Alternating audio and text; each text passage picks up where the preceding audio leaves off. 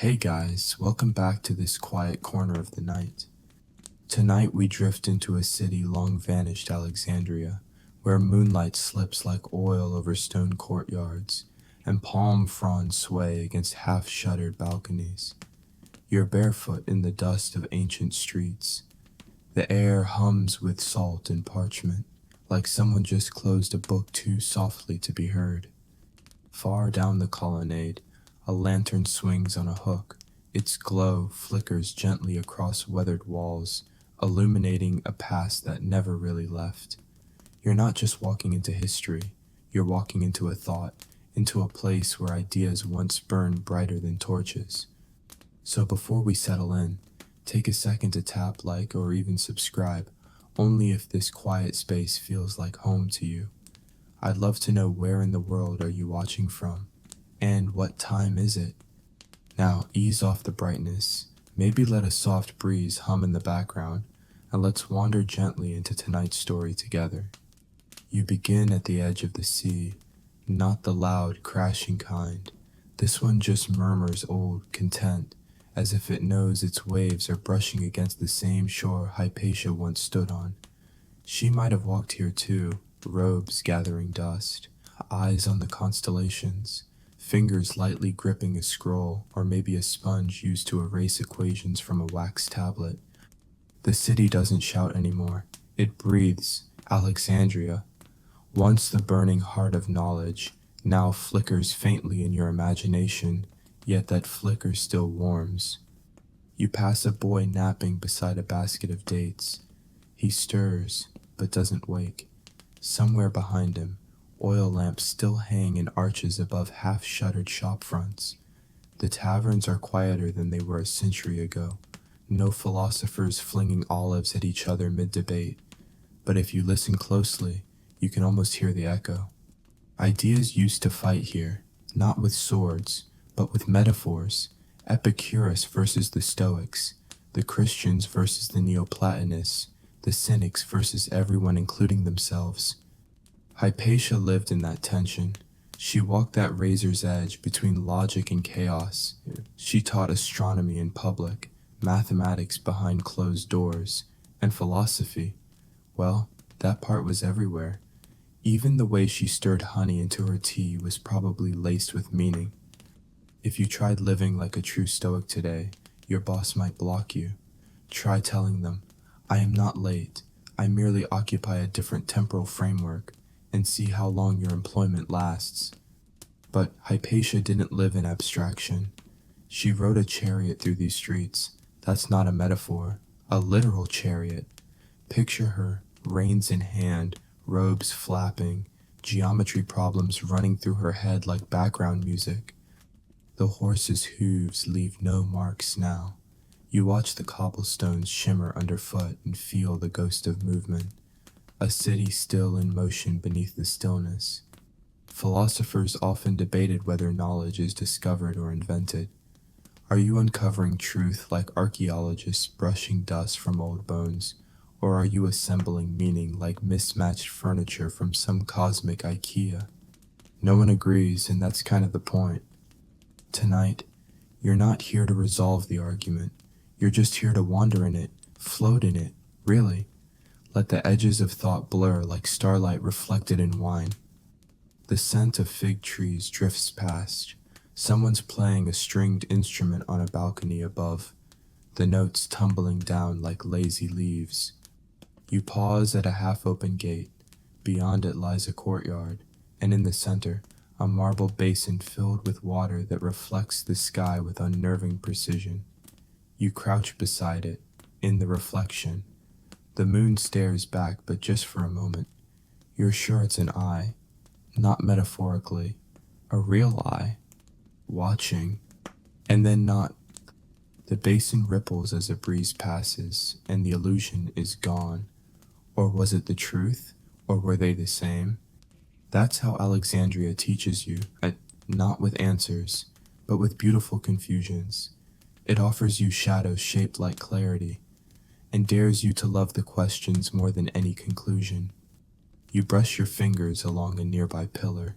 Its surface is cracked, but warm. Generations leaned here, students nervous before asking Hypatia a question, lovers scribbling secret notes, skeptics waiting for someone to prove them wrong. There's a kind of wisdom in just standing still beside that pillar, in letting its silence speak louder than your own internal monologue, the one that's always trying to solve things, to know. But what if not knowing is the beginning of something deeper? You walk on. Lanterns now flicker on every fifth archway. Someone's dropped a scroll. You pick it up. It's blank. You smile, because of course it is.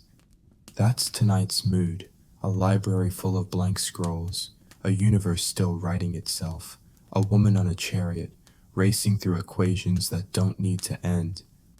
You're not here to finish the thought. You're here to live inside it.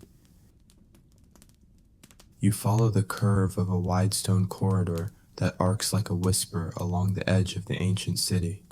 Here, where shadows hold their breath and the dust seems reluctant to rise, you approach what remains of something that was never meant to disappear, the great library.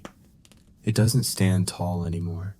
Most of it is rubble, suggestions, memories packed into stone, but in the gentle hush of this moment, you could swear the columns straighten themselves as you draw near, stretching skyward like old men remembering how to dance. You slow your steps. This place asks for slowness. Even your breathing adjusts, the pace softening, as if to avoid disturbing the ink still drying on scrolls that haven't existed for centuries. The Library of Alexandria was once the mind of the world. Thousands of scrolls, thousands of voices, every known language, every imagined possibility. The walls themselves were swollen with meaning. And now, nothing. But not quite nothing. You pause by the remnants of an arch, where ivy fingers curl delicately around scorched stone.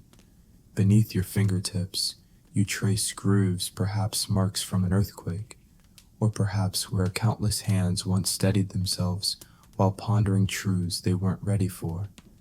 You imagine one of them now, a scholar in sandals, maybe, with eyebrows that meet in a determined line, muttering aloud about Heraclitus and the river that never stays still, or a wide-eyed girl trying to read the stars in a book that smells of salt and lemon wax.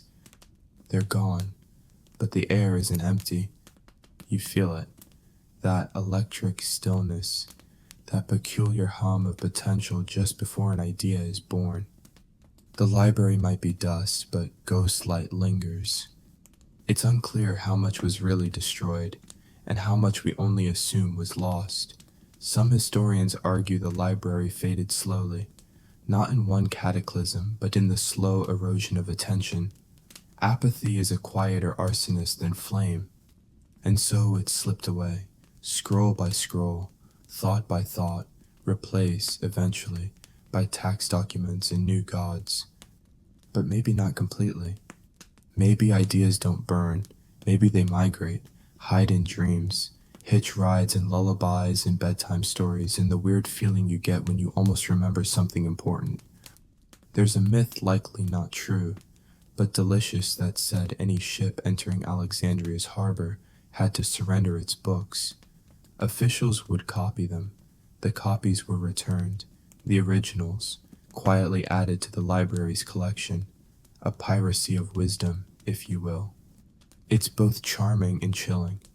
The idea that your thoughts might outlive you not by your permission, but by bureaucratic decree.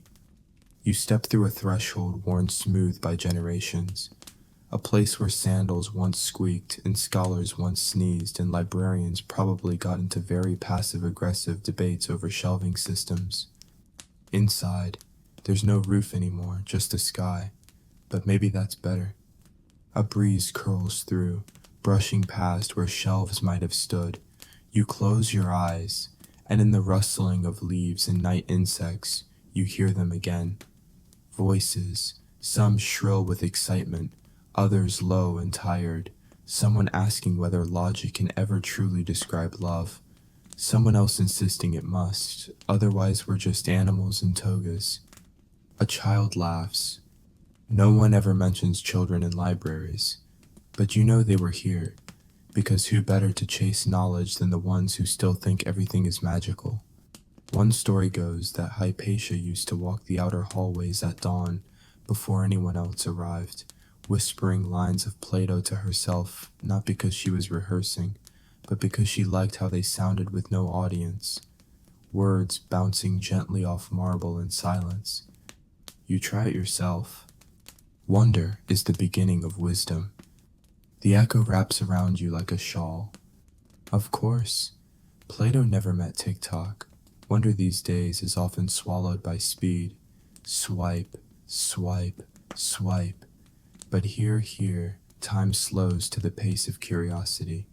No algorithms, just you and the ghosts of questions once act so earnestly they might have cracked open the sky. Modern thinkers still debate whether libraries are sacred because of what they hold or because of how they hold it. The container or the act of containment is a book still a treasure if no one ever reads it. And then there's the paradox of lost knowledge. You can't miss what you never knew. So how do we mourn something we can't name? But you feel the mourning anyway. A softness in your chest. The ache of beautiful absences. You settle onto what was once a stone bench, now softened by time and moss. You rest your hands on your lap. A tiny insect meanders across your thumb, bold and aimless, like an idea. Maybe this is the real library now. You, the night. The things you wonder but never say aloud.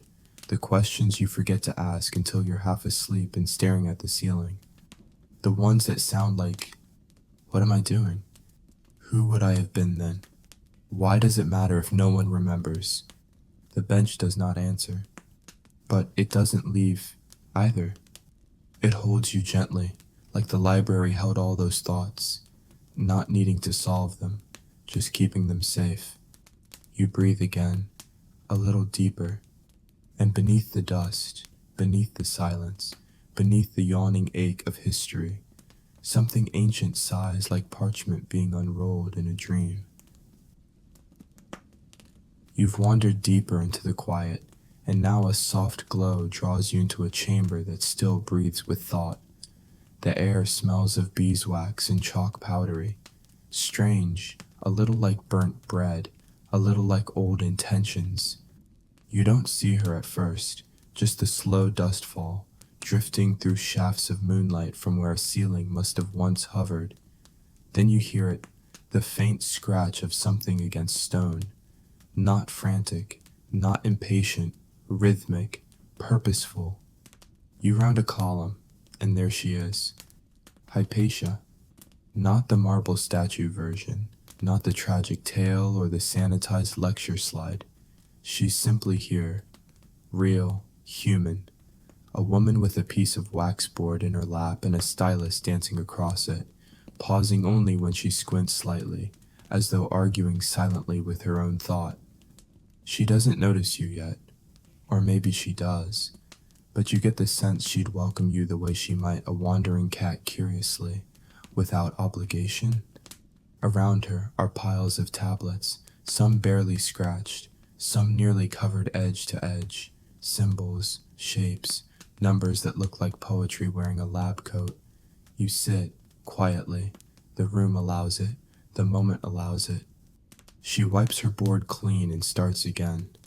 A circle, then a triangle inside it, then a point at the center so small you might miss it. And then she stops. She stares at it like it might explode, or whisper. This is what learning looks like, not the polished answer, not the performance of intelligence, but this a woman and a dot, a pause thick with wondering. Philosophers still argue what Hypatia actually did. We know she taught mathematics, astronomy, philosophy probably all at once, probably to anyone curious enough to listen. But we don't have her writings, just fragments, references in letters, whispers from enemies, sighs from admirers. Her genius lingers like perfume on a shirt someone else borrowed. You glance at the diagram she's drawn. It's simple, almost insultingly so, but you stare too long. And suddenly it doesn't feel like just lines. It feels like meaning. If only your mind would stop trying to label it and just listen. You remember a story, possibly apocryphal, but delightful nonetheless, that she once taught a lesson entirely in silence. Drew nothing but shapes. Let them speak for her. Some students understood. Others stormed out. One wept. She wipes the board again. Begins drawing something else.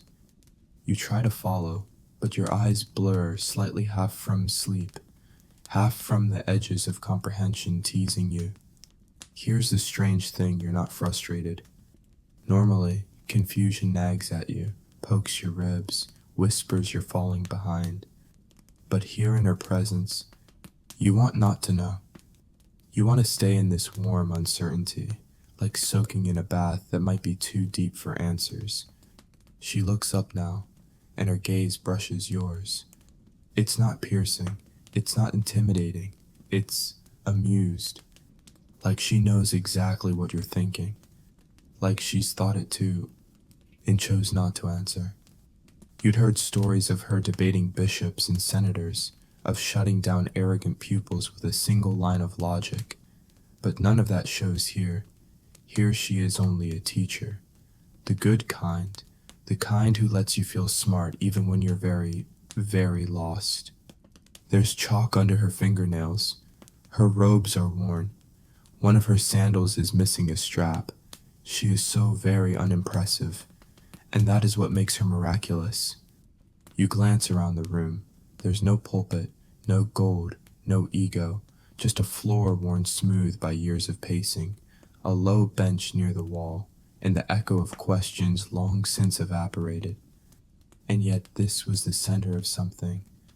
Not Alexandria, not Rome, something even larger, a quiet revolution in how to think.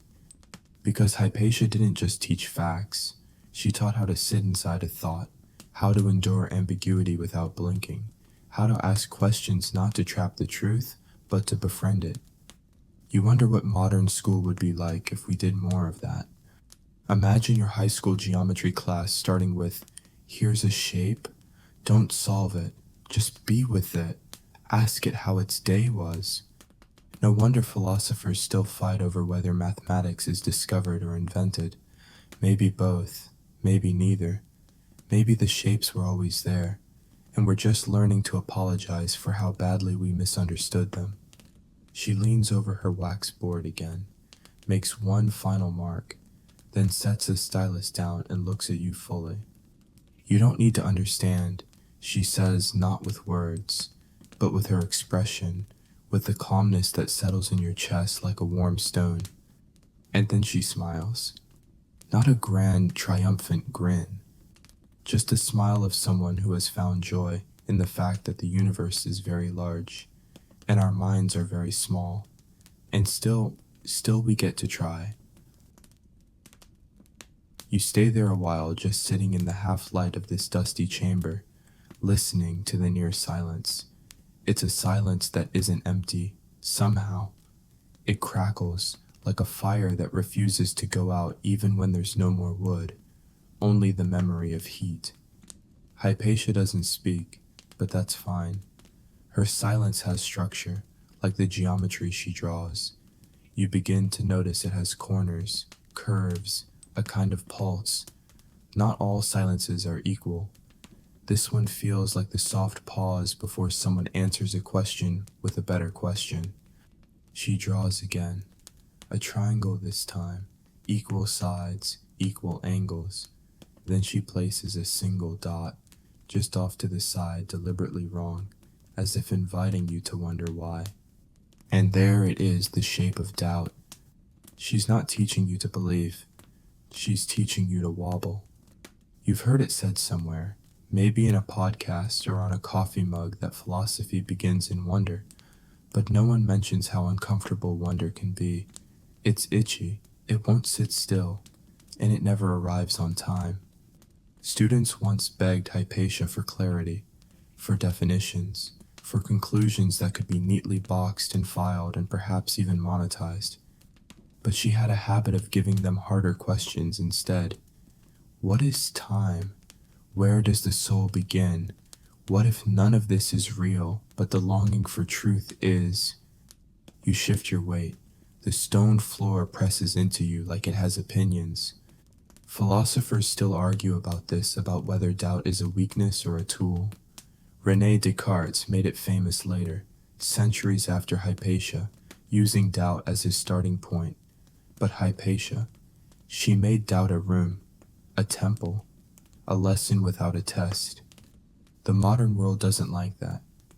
Try telling your GPS, I'm not sure where I want to go. I'd rather reflect on the nature of direction. See how long it takes for your phone to give up on you.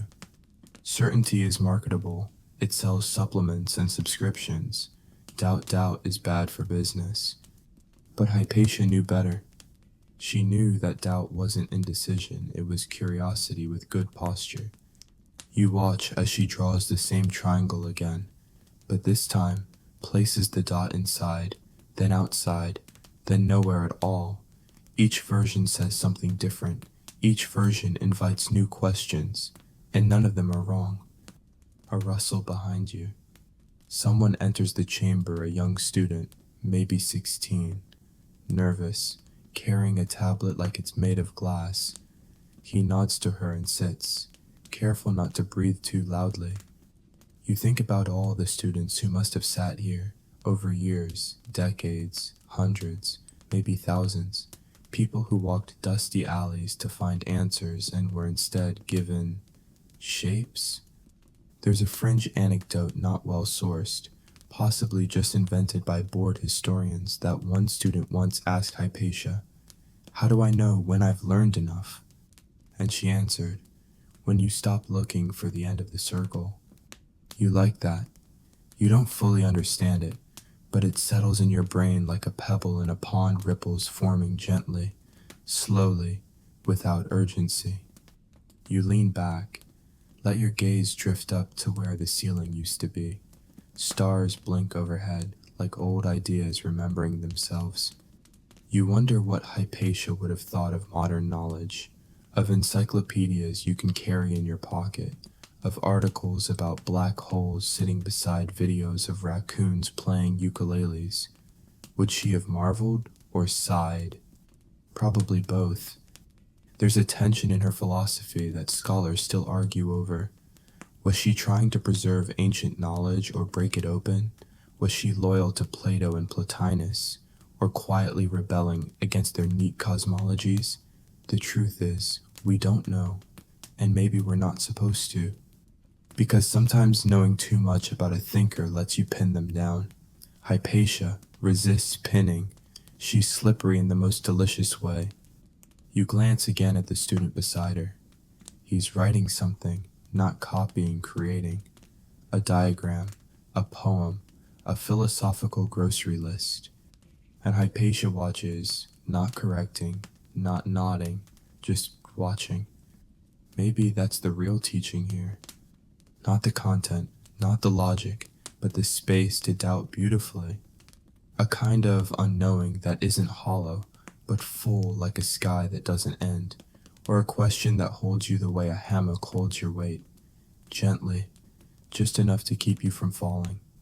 She brushes chalk from her hands, stands, doesn't say goodbye, just drifts toward the back, where the candlelight curls like sleepy breath. She's gone before you even realize she's moving. The student follows a moment later, cradling his tablet like a secret. And you're alone again. Well alone with the diagrams, with the shapes, with the heavy, lovely silence. You run your finger over the last triangle she drew. The chalk crumbles slightly. It was never about the answer. It was about being with the question. And in the gentle breath that follows, you feel something loosen inside your chest like a knot that's been sitting there since childhood, not quite knowing it could let go.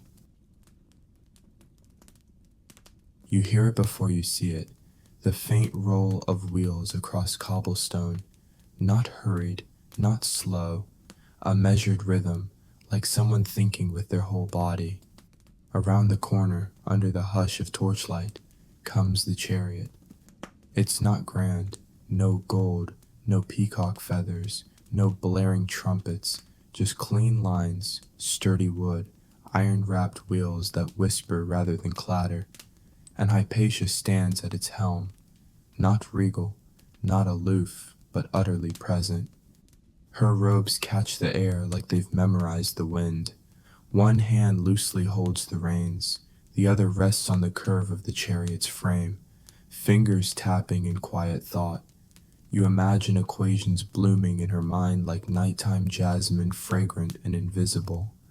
She rides not to impress, but to observe, to think while moving, to test how the city sounds underfoot, the philosopher in motion. You follow, feet soft on the stones. She doesn't look back, doesn't need to. It's not a parade, it's a practice. There's something deeply surreal about it. You never imagined philosophy had wheels. But maybe that's the mistake, thinking of ideas as things that only sit still. Hypatia's chariot says otherwise. Thought is motion, understanding is pursuit, even doubt has momentum. You pass doorways where candles flicker, their flames leaning toward the open street like eavesdropping ears. People glance up, some bowing slightly, others simply watching. Not because she commands it, but because, somehow, she invites it. Children peek through latticework. An old man nods without smiling. A cat, clearly unimpressed, yawns and stretches across a windowsill. There's an old philosophical question: is the universe more like a book or a song? A book stays still, waits, can be reread the same way again and again. But a song moves, changes, slips through your fingers, and it only works because of the silence between the notes. Hypatia rides like a verse in that kind of song, not to conquer, not to explain, just to be part of the music. You trail behind, taking in the way the streets respond to her, not in deference, exactly, but in rhythm. The market squares she passes grow quieter for a moment, as though the very idea of commerce feels small in her wake. The chariot turns past a modest chapel, its doors closed, its windows dim. You wonder how many sermons were whispered there condemning her. Hypatia the pagan, Hypatia the heretic, Hypatia the one who dared to ask questions no one could comfortably answer. Later, after her death, some would claim she corrupted young minds, that she challenged divine truth, that she drove men mad with logic. That's the thing about unflinching intellect, it makes some people feel naked. And humans don't like feeling naked. The horses step gracefully through the night, hooves careful on the slick stones. You realize she must ride often. It shows in their ease, their trust, the familiarity between them. And for a brief moment, you feel oddly emotional. Not because of grandeur, or tragedy, or even awe, but because it's also quietly possible.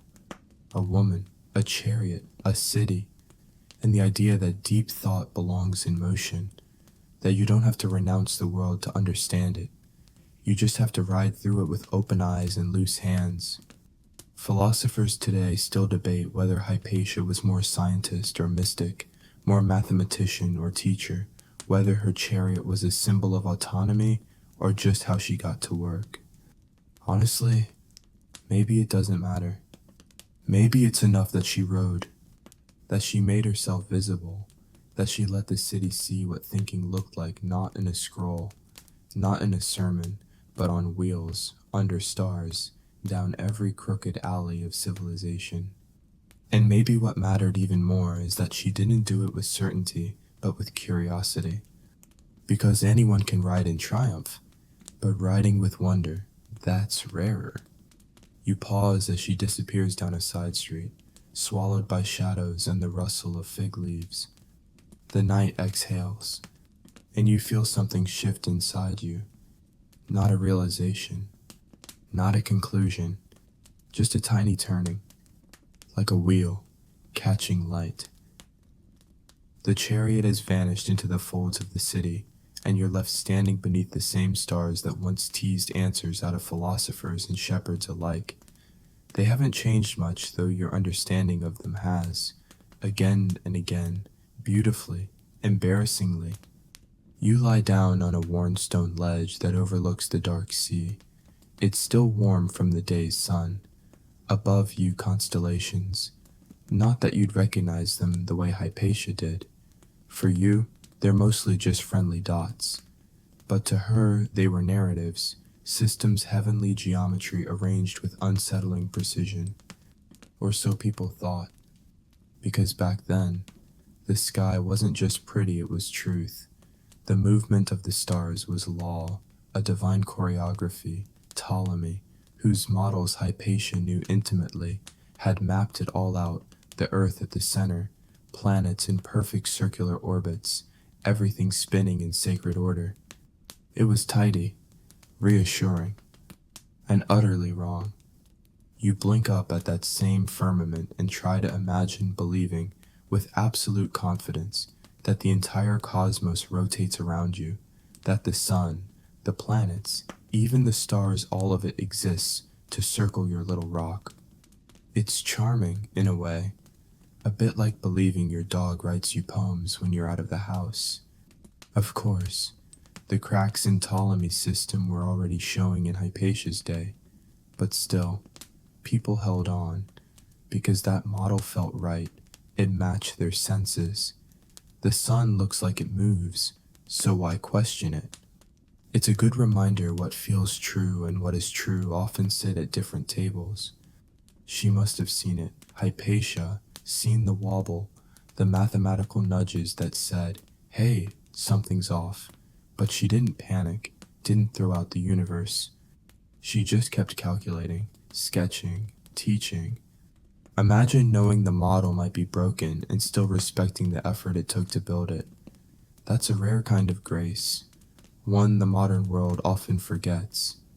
We like being right. We like demolishing old ideas with snark and victory speeches. But Hypatia, she lived in the gap between what we believe and what we can't quite grasp yet, between the circles we draw and the ones the stars insist on tracing. You shift slightly on the stone as the night air thickens with salt and old questions. Above, the stars remain composed, not cruel, just indifferent in the most elegant way. You recall another oddity from Ptolemy's system epicycles. To account for strange planetary motions, he proposed that planets didn't just orbit Earth, they also spun in smaller circles on top of those orbits, like cosmic doodles trying to explain themselves. It worked, sort of, for a while, until it didn't. And centuries later, Copernicus and Galileo would come along and flip the whole thing on its head. The Earth was not the center. The universe did not revolve around us. Cue the collective gasp. Cue the existential vertigo. But Hypatia never got to see that moment, never got to feel the world shift under her feet, not with anger, but with laughter. The kind of quiet, humbling laughter that says, "Oh, we were wrong. That's kind of wonderful." And even today, we're still discovering how wrong we are. Dark matter, quantum weirdness, planets made of glass and rain that falls sideways. Modern thinkers challenge even the basic structure of space and time.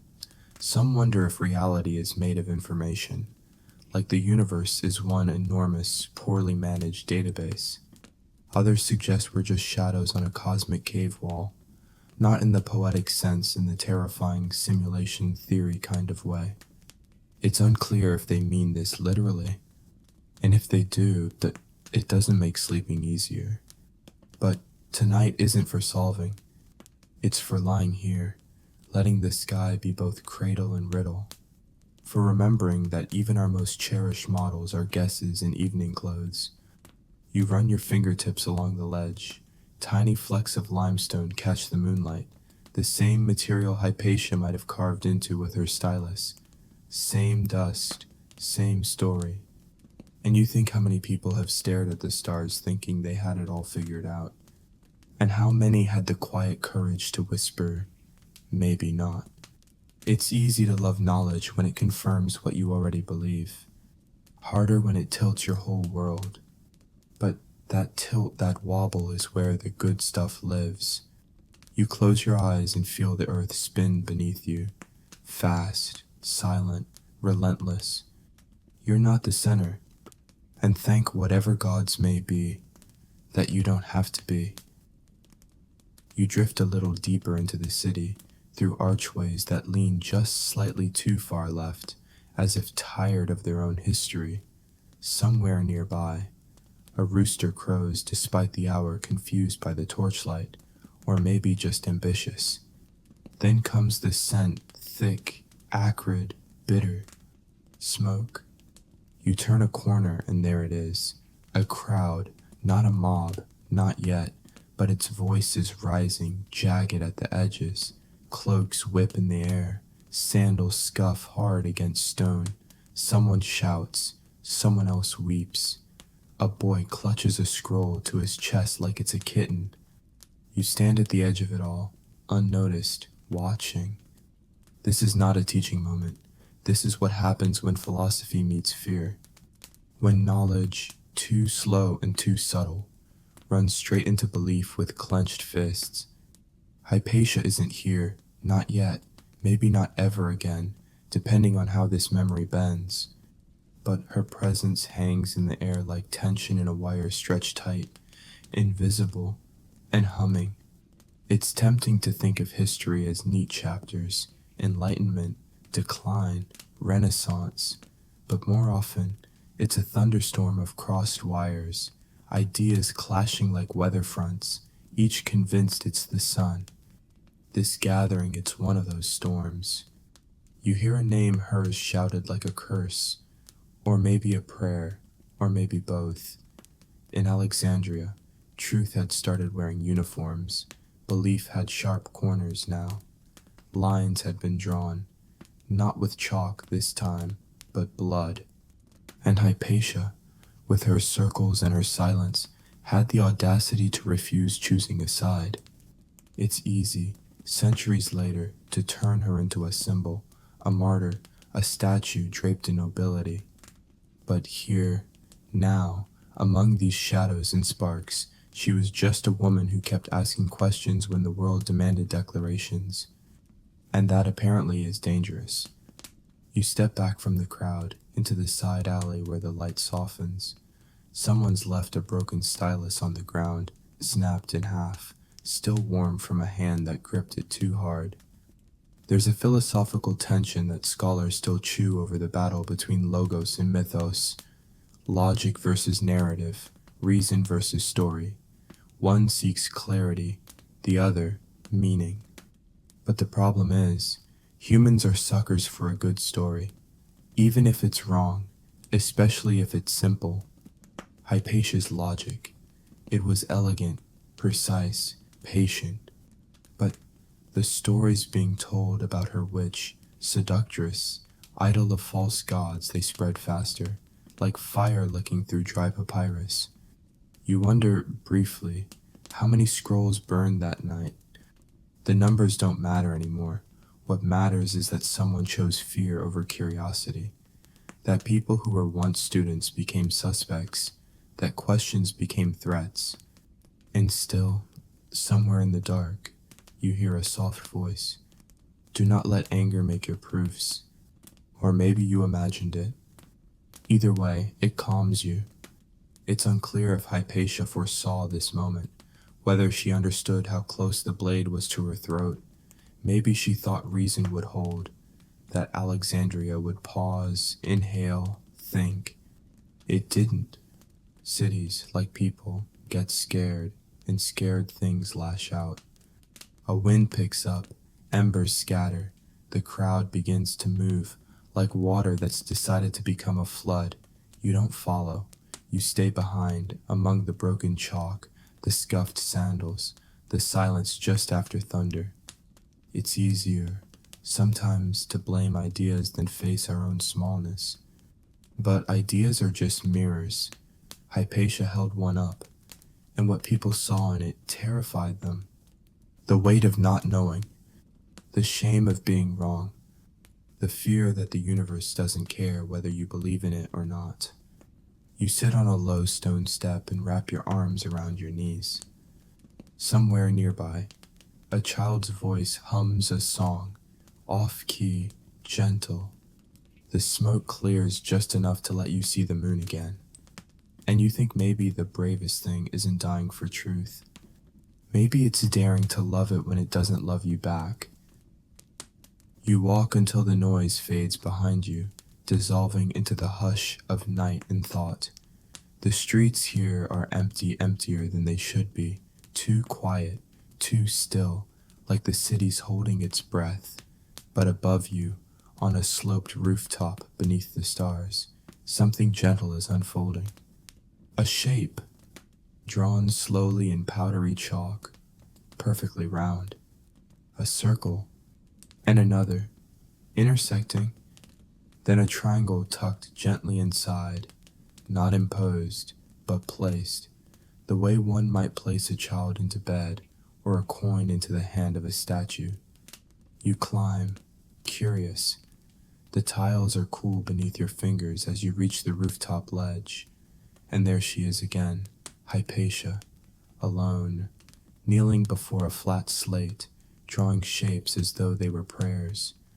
There's no audience, no debate, just her and the language of geometry. You crouch beside her, trying not to intrude, but she gestures faintly, welcoming your presence with a nod that says, sit, not as a student, as a witness. You do. She points to the circle. You know it's just a line, a curved one, a neat enclosure of space, but it feels like more. It feels sacred. Maybe that's not so strange. The ancients believed geometry was divine. Pythagoras claimed numbers had souls. Plato warned that no one ignorant of geometry should enter his academy. Of course, modern education has somewhat rebranded this reverence. Now it's all graphing calculators and multiple choice tests. Less divine epiphany, more please show your work. But Hypatia didn't use geometry to solve equations. She used it to unlock something quieter. She draws a line from the circle's center to its edge, then another, each line equally spaced, a harmony of intention. And just like that, without saying a word, she's told you something enormous. That symmetry isn't just a trick. It's a kind of trust, a belief that balance exists, not just in the mind, but in the very fabric of the world. You stare at the diagram. It's stunning in its simplicity, like a lullaby you've never heard but somehow remember. And then it hits you. Why the circle matters. Why she starts here, again and again. Because it's the only shape that doesn't favor a side. No beginning, no end, no front, no back. It's the geometry of humility. And yet, the same shape, the gentle, loving circle, has also sparked violence. There's a half-true, half-mythical tale about a student, centuries later, who was murdered in a public square for drawing a circle in the sand. They say his name was Archimedes, that Roman soldiers didn't care for math when their boots were wet and their tempers short. A circle, just a circle, enough to die for. You ask yourself why.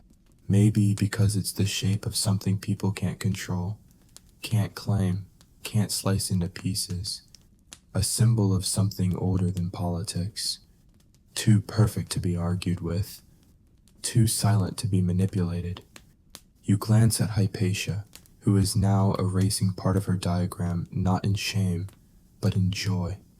Like she's letting go of a completed breath, ready to inhale again. Philosophers still wrestle with the meaning of form. Is the shape real, or just something our minds impose to make sense of chaos? Are we seeing the world, or just organizing its mess? It's unclear. The debate continues.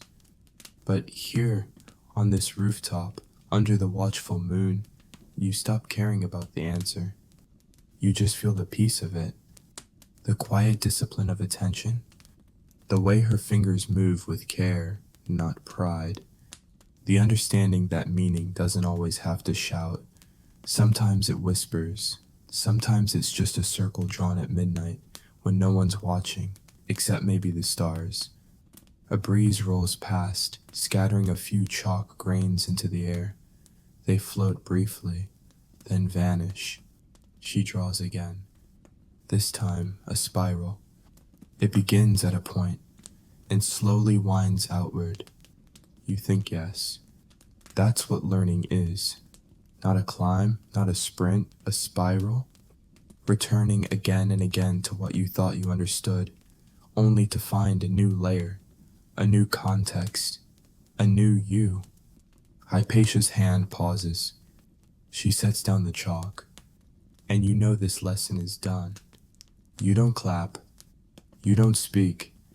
You just sit with it. A circle, a spiral, a teacher who never needed a throne. You rise before she does. Not out of formality, but out of instinct, like standing at the end of a sacred piece of music, even though no one told you when the song ended. She doesn't look up, just brushes her palms together, letting the chalk fall to the rooftop like white rain. Then she folds her hands behind her back and stares at the sky, as if checking her work against the constellations. You leave her there peaceful, unfinished, and climb down, drawn now not by buildings or torches, but by the smell of something warm and strange. Tea, spiced, smoky, and somehow slightly mathematical. You follow the scent through winding alleyways where cats nap on windowsills and potted herbs lean lazily toward the moon. The city's asleep, mostly, but the mind never fully rests, does it? A flicker of candlelight ahead. You duck beneath a low arch, step through a curtain of hanging beads, and find yourself in a small, dim room that smells of cinnamon, ink, and slightly burned bread. 4 men sit cross-legged on carpets so worn they've started unraveling into philosophy themselves. Each has a cup, each has eyebrows you could hide secrets in, and not one of them seems even slightly surprised to see you.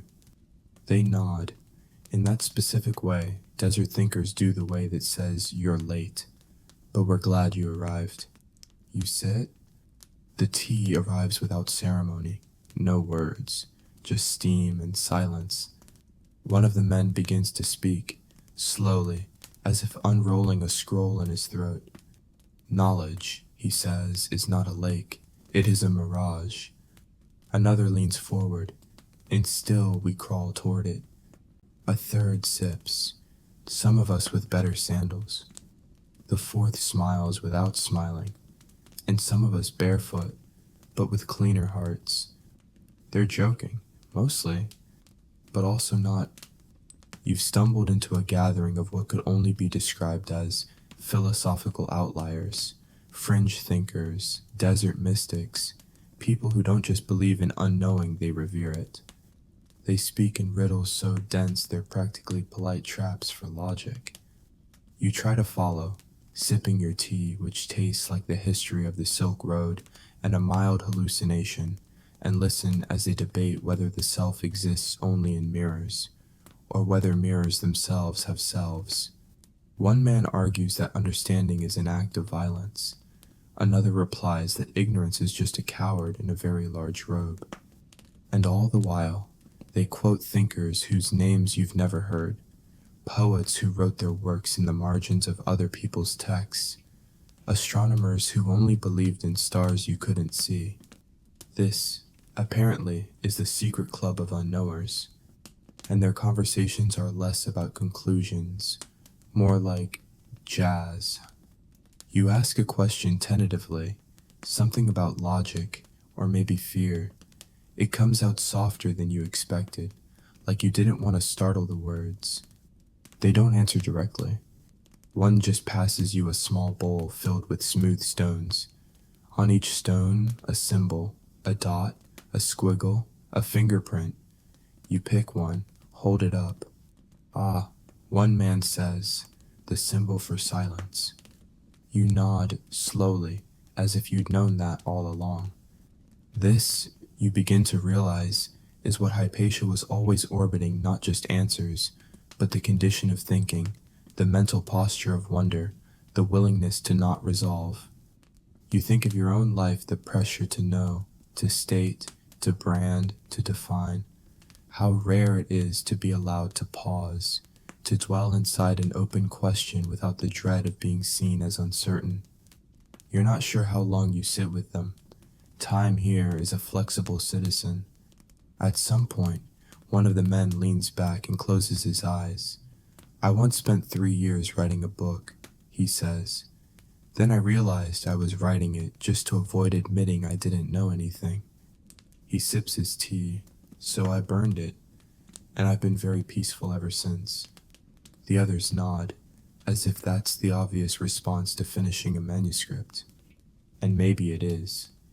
Because in this room, certainty is the only thing that makes people nervous. Here, it's not what you know that earns respect, but what you've chosen to release. A soft chime sounds a wind bell near the entrance. Not a dismissal, just a shift. The thinkers rise, stretch, nod at you again. One hands you a folded piece of parchment with a single sentence written in tiny script. Ask better questions. You pocket it like treasure. Because somehow, in this dim little room where no one needed to be right, you found a kind of truth that feels more stable than anything you've ever memorized. And as you step back into the night, the stars overhead don't look quite so indifferent. They look curious.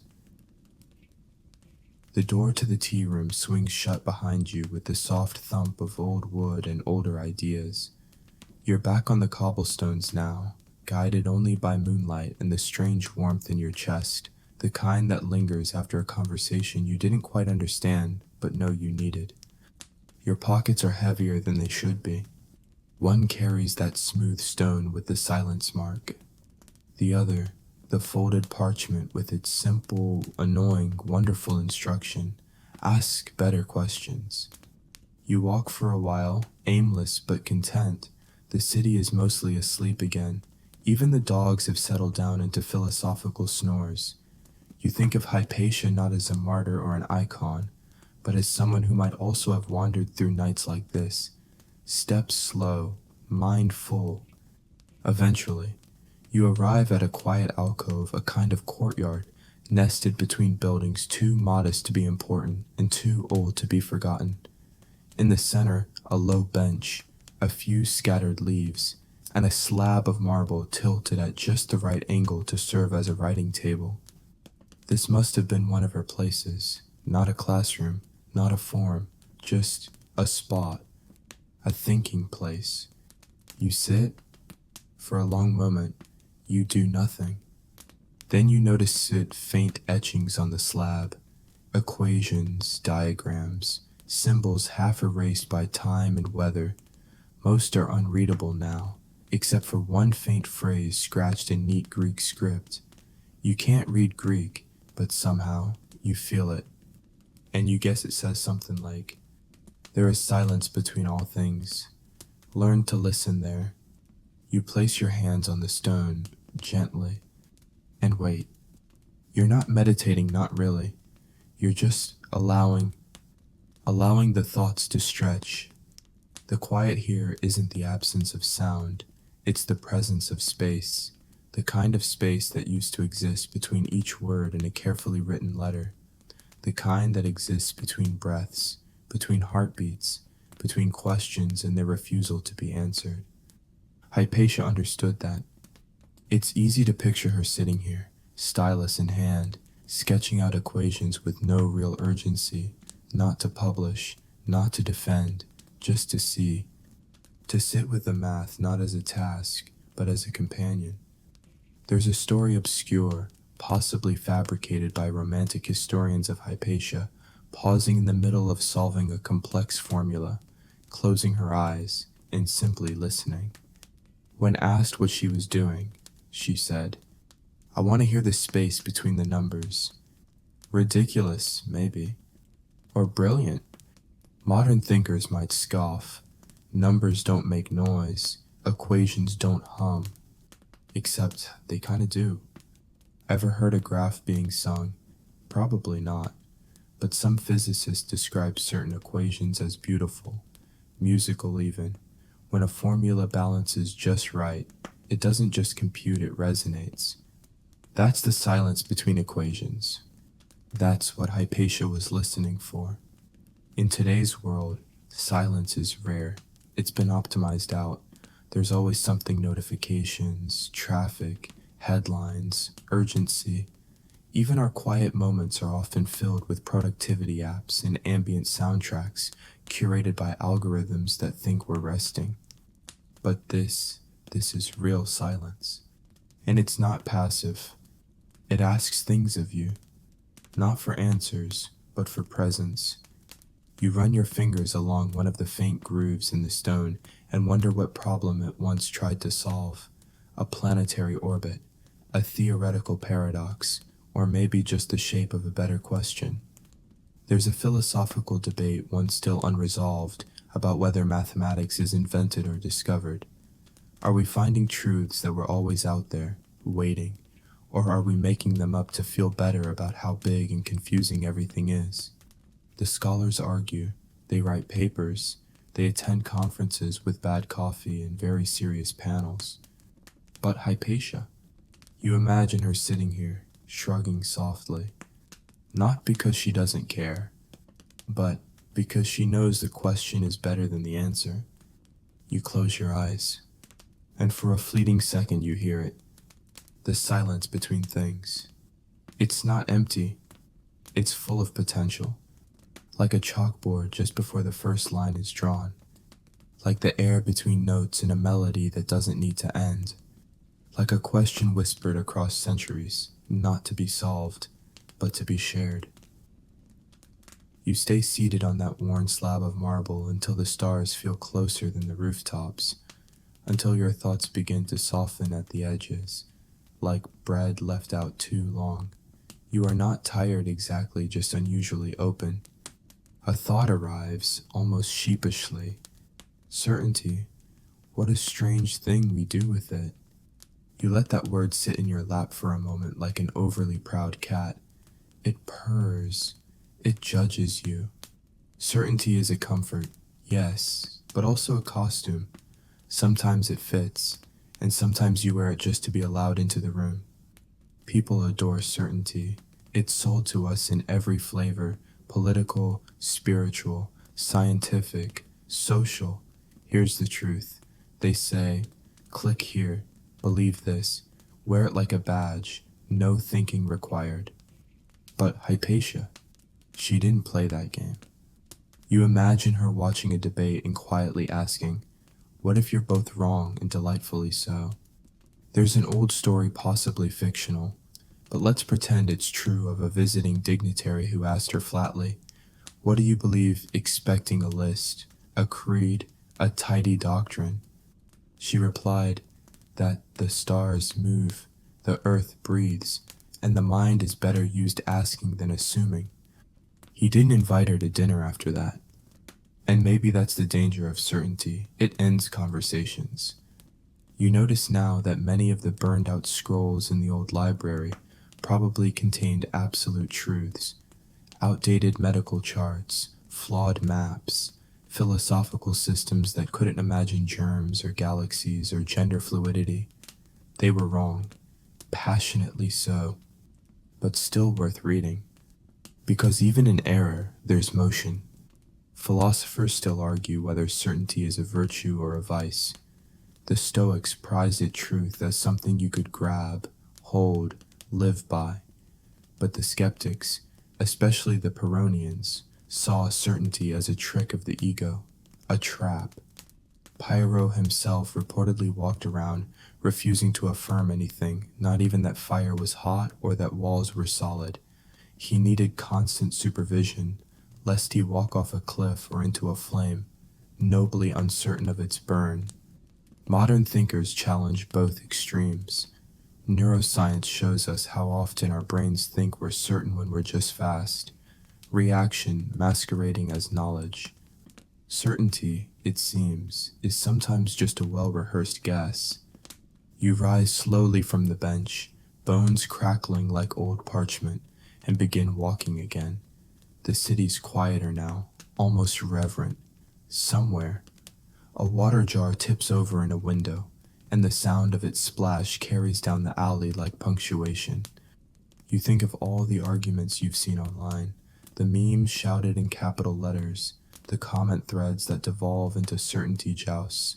No one's asking, everyone's pronouncing. It's strange. Certainty doesn't age well. Look at old textbooks, see how confidently they were wrong. But curiosity that lasts. Hypatia never taught with declarations. She used metaphors, diagrams, parables, tools that could evolve, ideas that could stretch and bend and break if needed. You stop at a tiny storefront, the door's ajar. Inside, a wall covered with wax tablets, each inscribed with something faint, a quote, a thought, a doodle. You lean in. One reads, "Truth without kindness is just a weapon." Another, "Better a quiet doubt than a loud mistake." And your favorite, "Even certainty needs a nap." A woman sits in the corner, carving slowly into a new tablet. She nods at you, then gestures to a blank one. You take the stylus. You think for a long moment. And then you write, "I'm not sure, and that's okay." She takes it from you gently, blows across its surface, and places it among the others. A smile flickers on her face, not pride, but recognition.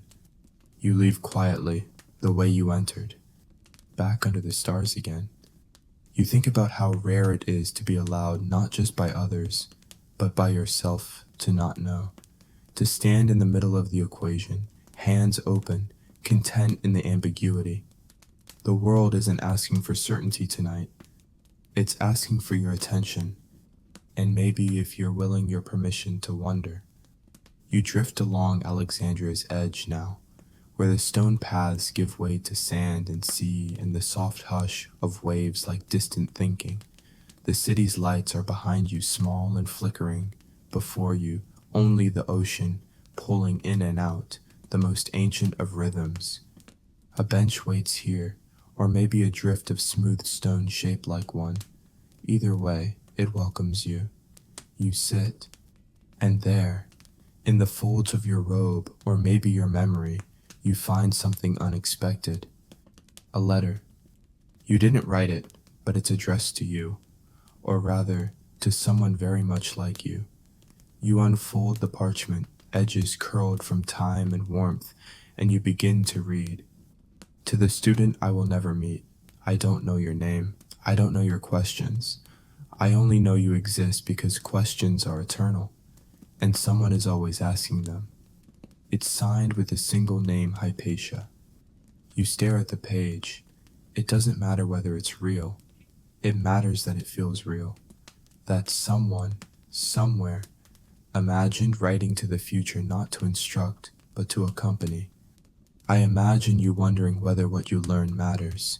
She continues, whether the shapes mean anything, whether the stars will answer. I can't promise they will, but I know the act of asking reshapes you. The pursuit, not the capture, is what reveals your form. You blink. This letter isn't an explanation. It's an invitation. It contains no doctrine, no curriculum, just reflections, like someone talking to themselves and hoping you're eavesdropping. There's a line you reread several times. Let no one convince you that a question must end in an answer.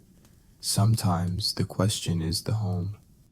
The ocean sighs, the parchment flutters. You notice the final paragraph trails off, mid-sentence, not as a trick, not as a mystery, but as a gesture. She left space for you to finish the thought, or not. It's a strange comfort. Philosophers still debate whether thought is ever truly shared. If we can actually understand one another, or just approximate understanding with words and symbols and hopeful shrugs. Modern linguists point out that language is slippery, that we speak in metaphors and half-mapped ideas, that when I say tree, You picture something utterly different than I do. And yet, somehow, it works. Hypatia knew this. She knew that teaching wasn't about transmitting truth. It was about kindling the student's own interior flame. You run your fingers over the parchment again, still unfinished, still warm. It reminds you of all the things you meant to finish, letters you never sent, books you abandoned, conversations that ended too early, the beauty of incompletion. There's an old story, a whisper among historians, that Hypatia used to leave questions on her students' tablets without any indication of how to answer them. Not a problem set, not a trick, just a line, a phrase, a crack in the wall, inviting thought to slip through. Some students were frustrated, some delighted, some carried those questions with them their whole lives, never solving them, but never forgetting them either. You fold the letter gently, return it to your pocket. It doesn't belong to you, really. It belongs to the next person who needs it. Maybe a child who hasn't learned to doubt yet.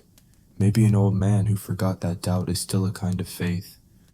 You sit for a while longer, watching the waves braid themselves into long, soft thoughts. The stars blink. They're not giving answers either, but they stay. And sometimes staying is the answer. You close your eyes, not to sleep yet, but just to imagine your own letter. What would you write? To someone you'll never meet. Maybe nothing. Maybe just a line left open, like a door left ajar for someone who isn't lost yet, but might be someday. The sea murmurs as you rise, the kind of low, patient sound that doesn't ask for attention, it already has it. Sand clings to your feet, warm from the sun it hasn't seen in hours. You walk, slowly, letting each step feel optional. Behind you is a letter without an ending. Ahead, something unexpected, a broken column lying on its side, half buried in drift and dune, its spiral fluting softened by years and sea salt. But more than that, there's something carved along its length. Not a name, not a declaration, just a small, half-finished sentence. The body learns by falling. You sit beside it without really deciding to. The air smells like wet stone and yesterday's sunlight. There's something funny about falling. Not funny ha-ha, funny ha whoops. We don't really choose to fall.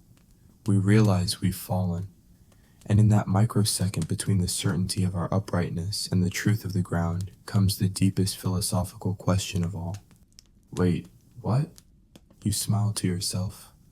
Hypatia, you imagine, would have appreciated the physics of it, the weight, the momentum, the precise arc of failure. But more than that, she'd have loved the metaphor. There's a reason we fall in love, not rise into it. A reason we say fall from grace when we mean the collapse of a certainty. There's no elegance in falling, but there's clarity. You remember a story possibly embroidered, possibly true, about a young student of Hypatia's who came to her in tears after being humiliated during a public debate. He expected comfort. She handed him a broom. "Clean the steps of the lecture hall," she said, "until you remember that dignity isn't gifted by applause." He did. And later, he became a brilliant thinker. Or, alternatively, he went into fishmongering and never thought about Pythagoras again. Either way, the lesson held. Falling, failing, misstepping, these aren't interruptions to learning. They are the learning. Even now, philosophers debate whether growth can happen without friction. Can wisdom emerge without mistakes, or are our errors the ink with which insight is written? Modern psychology agrees the brain learns through error. The stumble is not just tolerated, it's required. Without it, there's no remapping, no depth, no emotional weight. And yet, we are so trained to fear the trip, to present ourselves as always upright, always balanced, even in the middle of collapse. We try to fall gracefully, stylishly, as if the gods themselves are judging the choreography.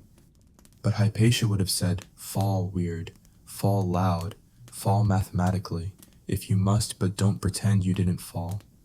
You reach down and trace the edge of the carved column. Its shape is no longer perfect, its grooves are soft, its message interrupted, but it still tells you what you need to know. Falling isn't failure. Staying down might be, but even that sometimes is a form of rest. There's another whisper of memory, this one more modern. A philosopher once said, "We do not think ourselves into new ways of living, we live ourselves into new ways of thinking." And living, inconveniently, includes a lot of falling. Love that didn't last, jobs that didn't fit, ideas that tasted true until they turned bitter in the light. And still we walk, still we wobble, still we put one foot in front of the other, hoping this next step will be a little more aligned, a little more stable, but knowing deeply, stubbornly that it might not be. And that's okay. You lean back against the column. The stars above seem to shimmer in time with your breath, and for the first time in a while, you feel the strange sweetness of gravity, not as a force against you, but as a reminder that you belong here. Even when you fall, especially when you fall, you close your eyes just for a moment. Let your balance blur. Let your mind tip gently into something less linear. Not defeat, not despair, just a delicious dizziness of growth. You wake, or maybe you weren't asleep, still leaning against the soft curve of the broken column. The stone presses into your shoulder like an old friend who doesn't need to say much. The sea, further off now, continues its quiet work of forgetting and remembering. You rise, stretch, feel the subtle pull of your own weight. Gravity is still here. Good, it hasn't given up on you yet. The streets are empty again as you return to the city's heart, but not the kind of empty that means absence. More like reverence. The air is cool, wrapping itself around you like a robe. And then you see it, just past a crumbling wall. There's a small courtyard you haven't noticed before. In its center, an almond tree. It's not large, not glorious, just standing there quietly, its branches swaying slightly, as if moving to a tune it heard long ago and never forgot. You approach slowly. The ground beneath the tree is littered with fallen petals, soft and pale like ideas that once bloomed and now rest. This, you suspect, was once the courtyard outside Hypatia's lecture hall. Not the grand auditorium people imagine, with perfect acoustics and columns that preen for paintings. No, this is more humble, more alive. The kind of place where ideas weren't just spoken, but grown. You reach out and touch the tree's bark. It's cool, textured, familiar in the way things older than empires tend to be.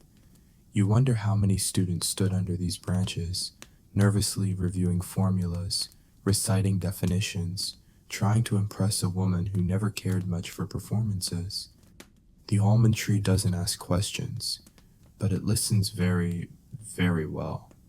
You sit beneath it, cross-legged, letting your back rest against its trunk.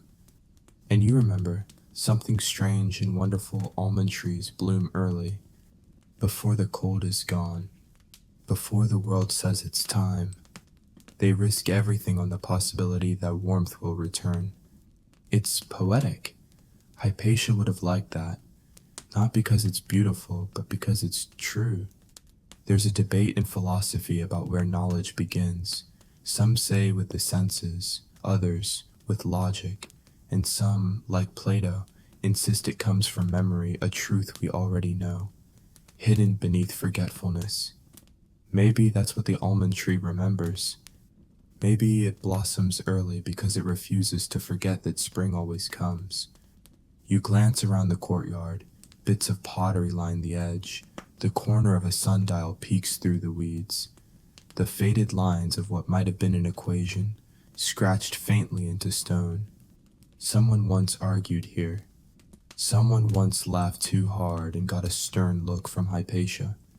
Someone once discovered they were wrong and felt, for the first time, the thrill of being wrong in public and surviving. You lean your head back against the tree. A single petal lands on your shoulder. It's tempting to think of learning as an upward climb, but this tree reminds you that growth is outward, too, rooted, reaching, subtle, quiet. It's unclear whether this was truly her courtyard. Maybe the story got muddled in retellings. Maybe the tree was planted 100 years after she died. But it doesn't matter, because it still holds her spirit. Not in a mystical way, not in ghosts and glimmers, but in the invitation, the pause, the quiet suggestion that wisdom doesn't always enter through the ears. Sometimes it comes through the skin, through the breath, through sitting very still in the presence of something that doesn't need you to understand it. The almond tree shifts again, its branches rustling. You swear it sounds like it's saying, keep asking. And so, you do. Not out loud, just internally, gently. You ask the tree why people fear knowledge. You ask why we love conclusions so much, even when they betray us. You ask how it survived so many winters. It doesn't answer, but it doesn't leave. And that, for tonight, is enough. You leave the courtyard without quite meaning to, your hand brushing the bark one last time. The almond tree doesn't hold on, it doesn't cling, it just lets you go, the way a good teacher does softly, without ceremony, trusting that what you've learned will stay in its own quiet way.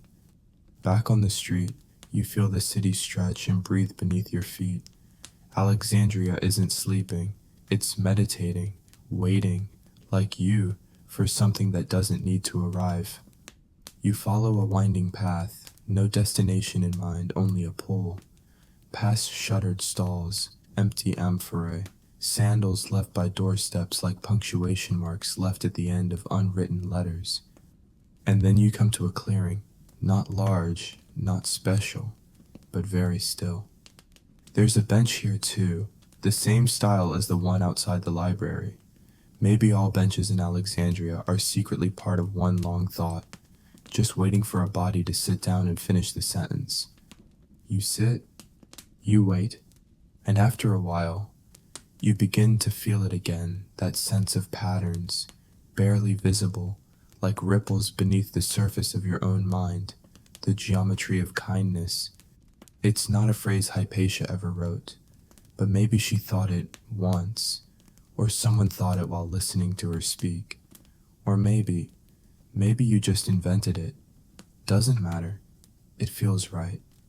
You begin to notice it everywhere now. A cat curled into a perfect spiral on a windowsill. The arc of a street lamp's shadow gently holding the footpath. A door cracked open just enough to say, "Come in if you need to." Kindness, like geometry, doesn't shout. It shapes space, creates possibility. It says here is a place you can enter without armor. You think back to Hypatia, not just a teacher, not just a philosopher, but the human being. There's a tiny anecdote buried in a letter from one of her students that she once stopped a lecture mid-sentence to hand a blanket to a beggar outside her hall. He wasn't asking for one. She just noticed he was cold. Then she resumed her proof, as though nothing extraordinary had happened. Because to her, it wasn't extraordinary. It was part of the equation. There's a philosophical tension, one that remains unresolved between logic and ethics. Can pure reason lead us to goodness, or does kindness require something messier, more emotional? Some thinkers argue that ethics is just applied math. Others say it's a flame reason can never touch. But Hypatia, you suspect she never made the distinction. To her, the circle and the embrace might have been the same thing. You look up, across the courtyard. An old woman is carefully tying a sandal for a child. She moves slowly, loops the laces with more care than precision. The child is impatient, but quiet about it, and when she finishes, She taps his nose and sends him running off.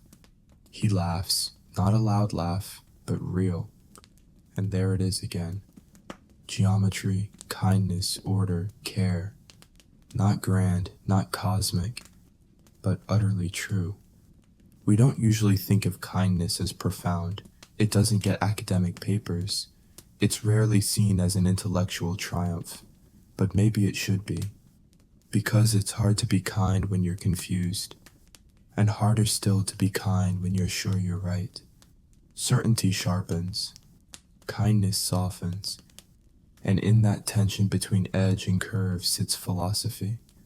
You wonder if the world today suffers not from a lack of knowledge, but a lack of soft thinking, the kind that doesn't need to win, the kind that kneels down and ties the sandal, the kind that asks not, am I correct, but am I gentle enough to be wrong? The night air deepens around you. You tuck your hands into your sleeves. The bench is cool now, but not unfriendly. You think of Hypatia's students. How they must have learned more from the shape of her silence than the sound of her logic.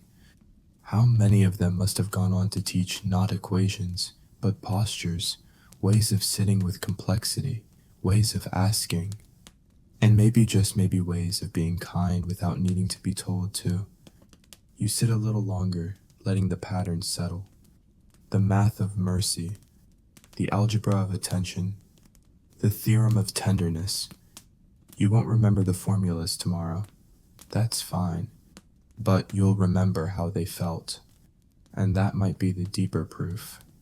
The bench gives you a gentle nudge to move on, not literally, but in the way quiet things sometimes suggest that their company has been sufficient. And now it's time for motion. So you rise, stretch, and step back onto the dusty path, your thoughts soft and warm, like bread still rising. You follow no map, just intuition, that strange, quiet compass that doesn't point north but inward. At some point, the city around you blurs, the walls grow taller, then shorter, then vanish. You find yourself standing in a wide open square, but there are no fountains, no scroll sellers, no scent of roasting almonds, just fog. And then you realize you don't know where you are. Not in the I took a wrong turn way. In the full, expansive sense, you are untethered from context. No street signs, no familiar faces, no idea which direction leads back to the sea. You are gloriously, terribly nowhere. You take a breath, and it doesn't panic you. It delights you. You walk forward, or what feels like forward. The fog moves with you. Shapes emerge, half-formed buildings, a stray chair, the shadow of a palm tree whose leaves rustle, but whose trunk never fully appears. It's like walking through memory. Or possibility? Or both. There's a story, one of those whimsical, unconfirmed tales that Hypatia once took her students blindfolded through the city. Not as punishment, as practice, to navigate without signs, to think without labels, to learn to feel the shape of the city rather than memorize its names. Her students stumbled, some cursed, one walked into a basket of figs, but only one walked slowly, palms out, and whispered, "The air changes before the turns." That student was offered mentorship, not because they knew, but because they noticed. You slow your steps. The fog thickens. You can't tell if it's morning or night, real or imagined. But something inside you sharpens not in fear, but in wonder. You are lost. And it is wonderful. There's a philosophical idea called negative capability, the ability to live in uncertainty, mystery, doubt, without the irritable reaching after fact and reason. It was coined by a poet, not a philosopher, which somehow makes it truer. And this moment is thick with it. You try to name where you are, and the mind rebels. No coordinates, no landmarks, only the gentle pulse of not knowing. And in that moment, you understand something that perhaps Hypatia always knew. Sometimes the surest path to understanding is to misplace yourself entirely.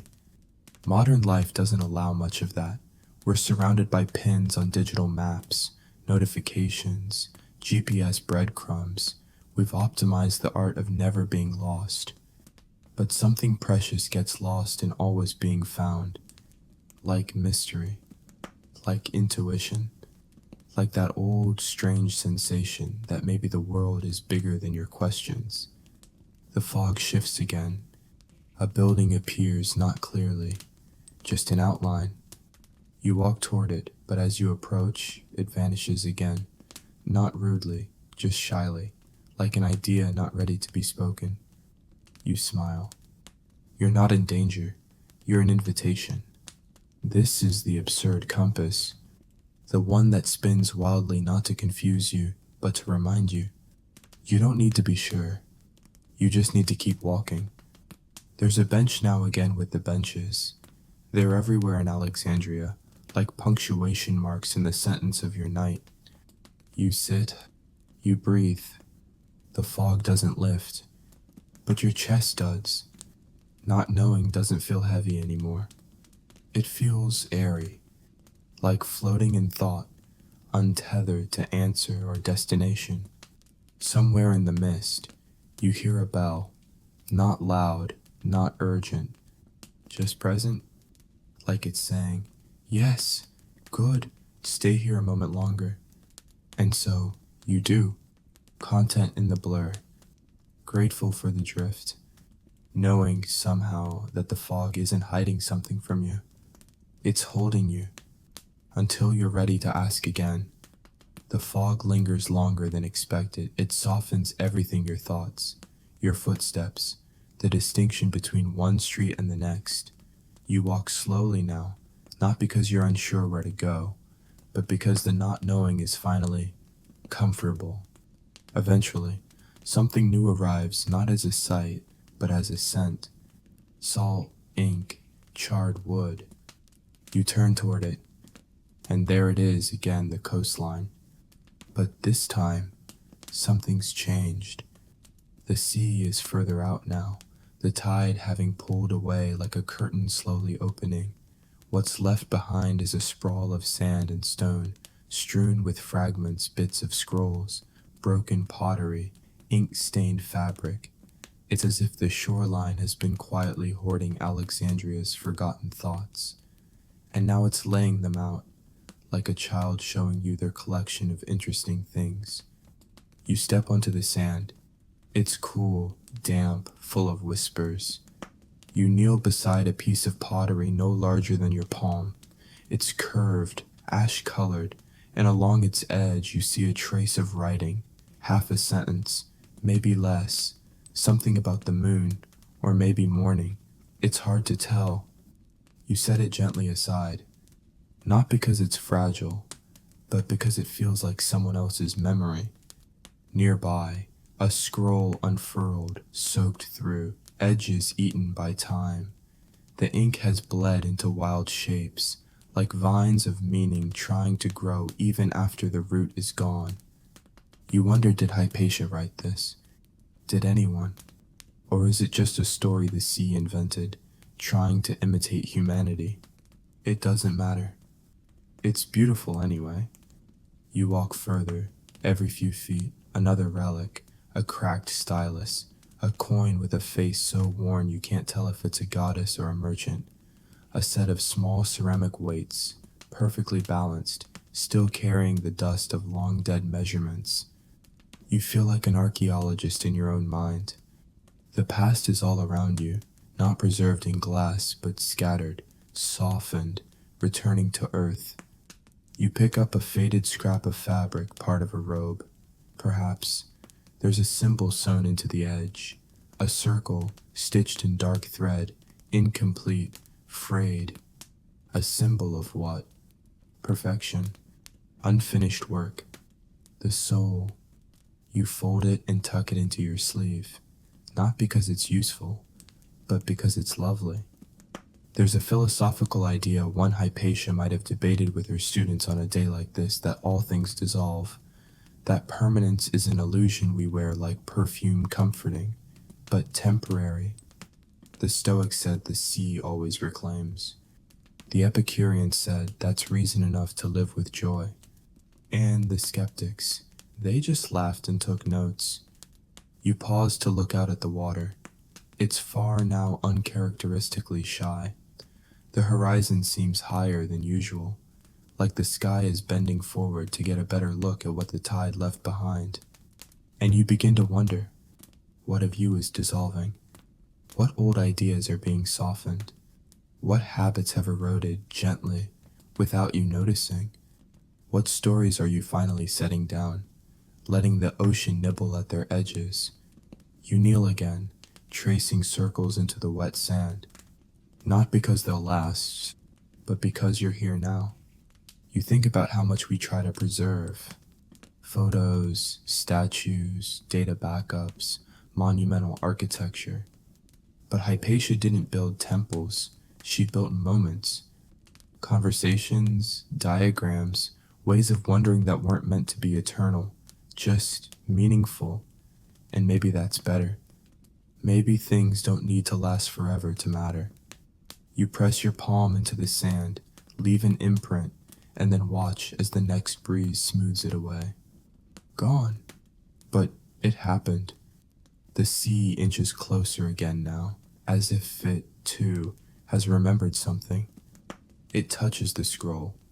The scroll yields, curls inward like a slipping hand.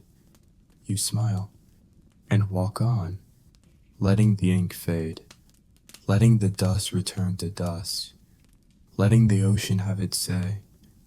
You leave the shoreline behind, the sound of the waves still tugging softly at your ankles like a thought not quite finished. Your robe is heavier now, not from the fabric, but from the quiet weight of everything you've picked up without realizing. Fragments of ideas, sentences half heard, shapes that didn't ask to be solved. You're not walking toward anything in particular, and yet, somehow, you find yourself returning to a familiar corridor, to the scent of old stone, to the hall where Hypatia once taught. But it's different this time. There are no diagrams on the walls, no echo of styluses scratching logic into wax, no students fidgeting under the weight of questions. Just a man, sitting alone at a low table, staring at a bowl of fruit. He's not a student, or a scribe, or a philosopher, at least not the kind who names things. He's a baker. You know this instantly, the way one knows a song from a single note. His hands are thick, dusted with flour that's settled deep into his skin. There's a warmth about him that has nothing to do with intellect and everything to do with care. Quiet, unmeasured care. He looks up and nods at you, then gestures to the fruit. You sit across from him. He picks up a small fig, studies it for a second, then slices it in half with a motion so smooth it feels like a ritual. Inside, the fruit is pink, luminous, veined like a map of someone's inner life. He slides one half across the table to you. It's not an offering. It's a punctuation mark. You take a bite. It's absurdly sweet, as if the fig waited its entire life to be eaten in this exact moment. Hypatia taught here, the man says, almost absent-mindedly. Did you know she used to give bread to her students when they looked too serious? You raise an eyebrow. She said thinking required energy. He continues, and no one should have to starve to understand the stars. You laugh softly, because it feels true, even if it isn't. He pours water into 2 clay cups. No toast, no discourse, just water, just presence. And you begin to understand something you hadn't considered, that the kindest geometry is not made of lines or proofs, it's made of gestures. A half fig, a clean cup, an offered seat. You think of all the great thinkers who failed at this part, The ones who could split reality into neat philosophical categories but couldn't ask someone how their day was. The minds that cataloged the stars but forgot to look people in the eye. Hypatia wasn't like that. She understood that kindness was a form of intelligence, not the kind with awards and metrics, the kind that leaves a seat open for someone who's late. There's a tension philosophers still wrestle with. Can ethics be taught? Or is it grown? Is moral wisdom something we learn, like algebra, or something we practice, like kneading dough? No one agrees. The baker doesn't care. He just pours you more water. I once tried to learn logic, he says, but it made me very annoying at dinner parties. You both chuckle. He picks up another fig and eats it whole, as if he's apologizing to the universe for his earlier precision. Outside, the sun is rising just a little enough to make the stone floor glow at the edges. The room feels warmer, not from the light, but from the fact that someone stayed. You remember the almond tree, the sand, the scrolls, the fog, and you realize they were all pointing here, not to certainty, not to knowledge, but to gentleness, the kind you can taste in fruit, the kind you don't need to explain. The baker refills your cup once more. Then, without preamble, he stands, nods, and leaves. You stay a little longer, not because you need to, but because it feels good to be still, to sit where kindness has been, to understand finally that the mind is sharpest not when it cuts, but when it cradles. You step back out into the waking light, and Alexandria stretches before you like a thought just beginning to form. The baker is gone, his table cleared, but the sweetness of that fig still lingers not on your tongue anymore, but somewhere deeper, somewhere quieter. You walk, and as you walk, you notice things you hadn't before, not because they weren't there, but because you finally have the stillness to see them. A pattern carved into a doorway, interlocking triangles forming a star. A bird's nest tucked between two statues, one of which is missing a nose and half an opinion. A pile of discarded scrolls, rolled tightly, tied with twine, unread, maybe, or just unfinished. You don't feel the need to open them. Not everything has to be known right now. You pass a mural faded, cracked, peeling. A woman is painted there, hands outstretched, as though offering a sphere to the sky. Her face is unreadable, but her posture says, I have made something, and it is small, and it is enough. And then you realize something, with the gentle force of an idea that's been walking beside you all along. You've always been a mathematician, not by training, not with equations or chalkboards or stern-eyed mentors, but by instinct. Every time you sensed a pattern, every time you rearranged your bookshelf, not for function, but for aesthetic symmetry, every time you folded a blanket and admired the edge that lined up just so, that was the math. That was the form. That was you, listening to the world's hidden rhythms. Philosophers often debate whether math is an external truth or an internal perception. Is it out there, waiting to be discovered, or is it in here, a filter through which we organize the mess of living? Modern thinkers now add even more complications, math as language, as intuition, as an emergent property of consciousness itself. The jury is very much still out, but the point isn't what math is, it's what it does to you, how it softens you towards structure, how it teaches you to notice what aligns and what doesn't. You pause beside a fountain dry now, choked with dust and a few brave weeds. Its basin is octagonal, perfectly so. The angles speak to one another across centuries.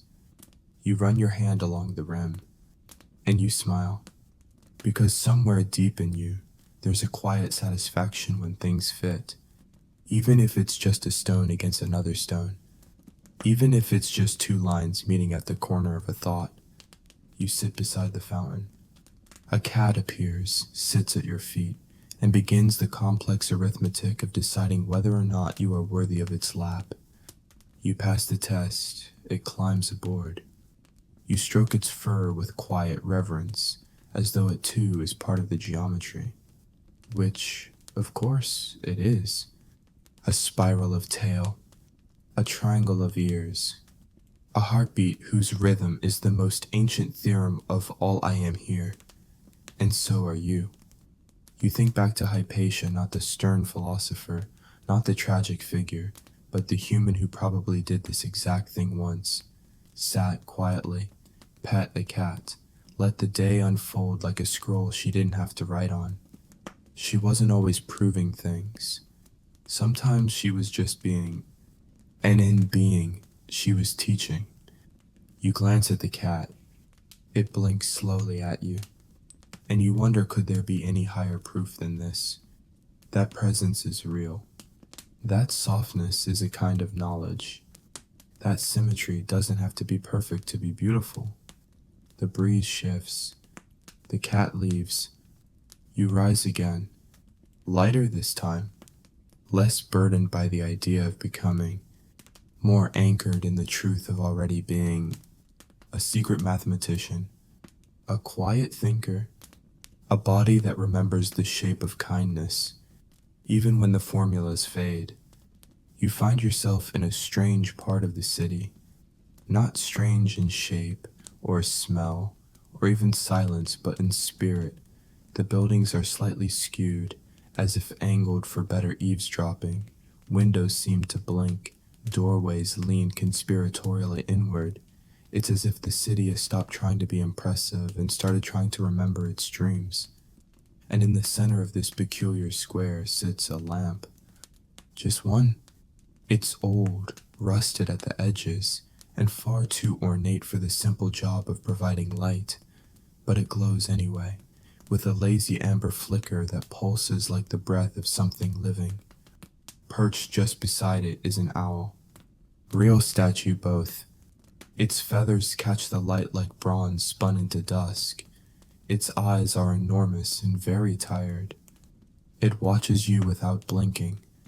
And beside it, on the cracked step beneath the lamp, a boy sits cross-legged, or perhaps not a boy. A street rat, maybe, bare feet, wide grin, a robe patched more with imagination than thread. His fingers are ink-stained, and in his lap, a worn notebook rests open to a page scribbled with impossible diagrams. You approach, cautiously. He looks up and beams. "Want to help me argue with the owl?" You blink, then shrug. "Sure." And just like that, the owl hoots once low, sardonic. The boy grins wider. She thinks light is made of ideas. I say it's made of things, heavy things, that fall. You sit, and the lamp flickers again, as though reacting to the tension. He flips his notebook toward you. "This is the question," he says, pointing. You squint. It's a sketch, a crude one, an owl, a lamp, a human, all three connected by a triangle, and in the middle a flame. Below it, the words, "which sees first." He leans in close. I say it's the person. She says it's the lamp. You look at the owl. The owl looks at the flame. The flame says nothing, but it dances. And you realize something very odd and very true. This is a philosophical debate. Just not one that fits in journals or lecture halls. This is what you might call a feral thought. It hasn't been domesticated by footnotes. It hasn't read itself in translation. It's not trying to prove anything. It's just playing. And suddenly, you feel more awake than you felt in hours. There's a long tradition of storytelling and philosophy fables, parables, allegories. From Plato's cave to Zhuangzi's butterfly, thinkers have used stories not to simplify the truth, but to seduce it into appearing. And this story, this owl and this boy, feels like one of those. But you're not the audience. You're a character now. You look at the flame again. I think you say slowly that the flame sees first. The boy raises an eyebrow. Because it's the only one not trying. The owl hoots again, approvingly, and just like that, the triangle collapses. He closes the notebook with a snap. All right, he says, we'll argue about something else tomorrow. You rise, and he rises too, then points behind you. You turn and there it is. A staircase that wasn't there before. Narrow, twisting upward into what should be roof tiles and chimneys, but instead becomes sky. Go on, he says. Where does it lead, you ask? He shrugs. I haven't gone. I've got owl homework. The owl blinks slowly. You nod and climb. Each step creaks, but not dangerously. More like a story clearing its throat. At the top is a single platform, just wide enough to sit. You do. You breathe. Below you, the city coils. Beside you, the lamp flickers once more. And in that moment, you realize sometimes wisdom doesn't descend. Sometimes it rises, quietly, without warning, without ceremony. Just a lamp, an owl, and a ridiculous boy asking the best questions. The lamp dims as the night deepens, but the sky doesn't grow darker. Instead, it seems to stretch wider, as if you've climbed beyond the reach of worry and into the soft space where ideas breathe more slowly. You sit with your back against the rooftop's edge, legs tucked beneath you, mind not quite still, but not restless either. The city feels far away now, like a thought you've almost let go of. Then, from somewhere nearby, a voice speaks. I still don't think the wind is real. You turn. Another figure sits across the roof, a wiry man with a loose robe and the look of someone who's been arguing with air for a decade or more. His beard is uneven, his toes are sticking out of his sandals, and his eyes are those of a man who once tried to define truth and got lost in the footnotes. Next to him, a second man older, fatter, wearing what looks like a blanket that's lost all ambition, nods gravely. The wind exists, he says, but only as a rumor. You blink. They both look at you expectantly. And just like that, you're in at a rooftop debate with two ancient skeptics who are arguing not for the sake of victory, but for the sheer absurd pleasure of thinking out loud. Philosophers have always debated the wind. Is it an object? A process? A metaphor? Does it exist in itself, or only in its effects? Can you prove its presence without being moved? You glance at the sky. The wind, naturally, chooses this moment to do absolutely nothing. The older skeptic grunts. See, the moment we try to observe it, it disappears. That's not a phenomenon. That's a prank. The younger one squints into the distance. I once wrote a dissertation on whether the wind had moral character. My conclusion was no, but only because it's very difficult to punish. They both look at you again. You raise a finger. What if the wind isn't the point? They pause. Encouraged, you continue. What if the argument is the wind? The older man leans back. Ah, he says, a metaphorical turn, dangerous, poetic, risky. The younger one claps once, loudly, delightful. And then, to no one in particular, this is why I love rooftops. You stay with them a while, arguing things you don't really believe and don't really need to, whether echoes count as opinions, whether fire is just angry light, whether questions are animals, and if so, which ones. It's silly, and freeing, and smarter than it seems, because this is philosophy in its wildest, most unshaven form. Not clean, not edited, not wrapped in terms like epistemology or axiology. Just two dusty men and a curious you, laughing in the dark about the ontology of wind. Skeptics, you learn, we're not nihilists. They didn't refuse to believe. They just didn't believe that belief had to end the conversation. Some of them refused even to say what they believed at all.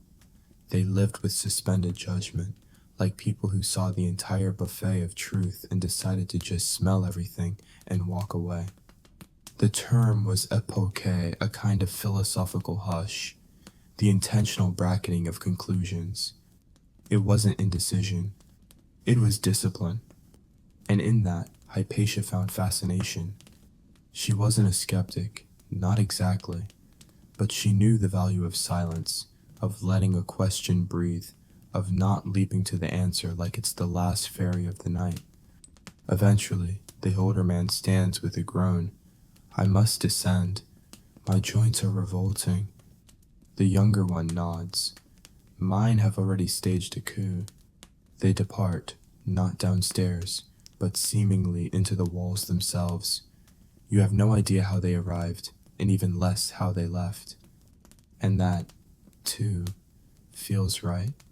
The wind picks up at last, not dramatically, just enough to lift a few hairs, to shiver the edge of your robe, to remind you of the debate. You smile. Maybe it was watching. Maybe it was listening. Maybe that whole conversation was the wind's way of saying hello. You whisper, thank you. And the wind, being a gentleman or at least a philosopher, says nothing back. You descend from the rooftop slowly, as though returning from a dream not entirely yours. The city is still, but not static. It breathes in rhythms you no longer feel the need to measure. Somewhere in the distance, a dog barks once, as if to confirm that reality is still in session. Your sandals scuff lightly on the steps. They've worn down over the course of the night, just like everything else. Even certainty, if it had a soul, would wear thin with enough walking. You pause as you reach the bottom.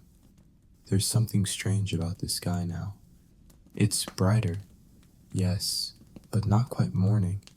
The kind of light that feels in between, as if the universe itself can't decide what time it is, and frankly, it doesn't care.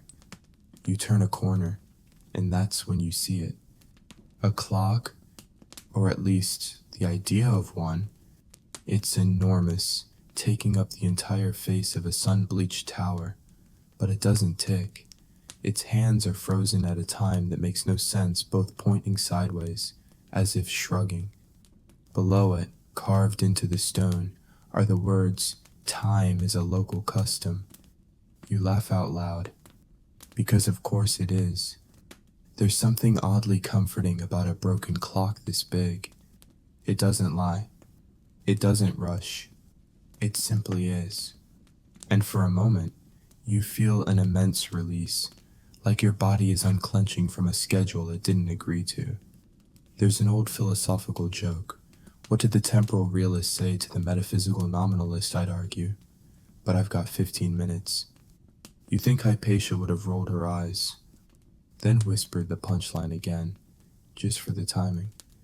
You walk beneath the tower, entering what appears to be a small square, paved unevenly with stones in the shapes of polygons no one bothered to name. At its center is a sundial, cracked and moss-covered. The sun hasn't reached it yet, but it waits anyway. You sit beside it. There's a curious peace that comes with dislocated time. You begin to think about how much of your life has been measured in shoulds. You should be asleep. You should be working. You should know what you want by now.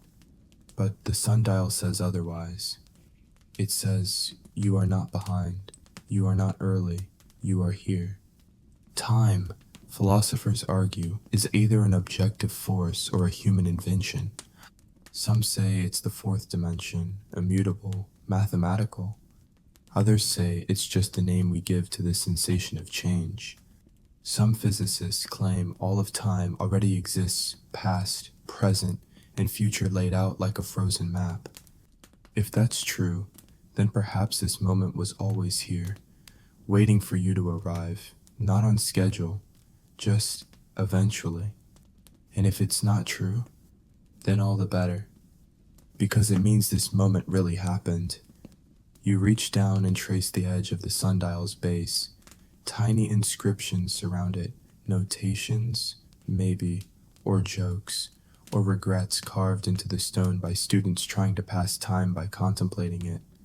One reads, "I counted minutes until I realized they don't count me." Another, "The best hours are the ones that wander off."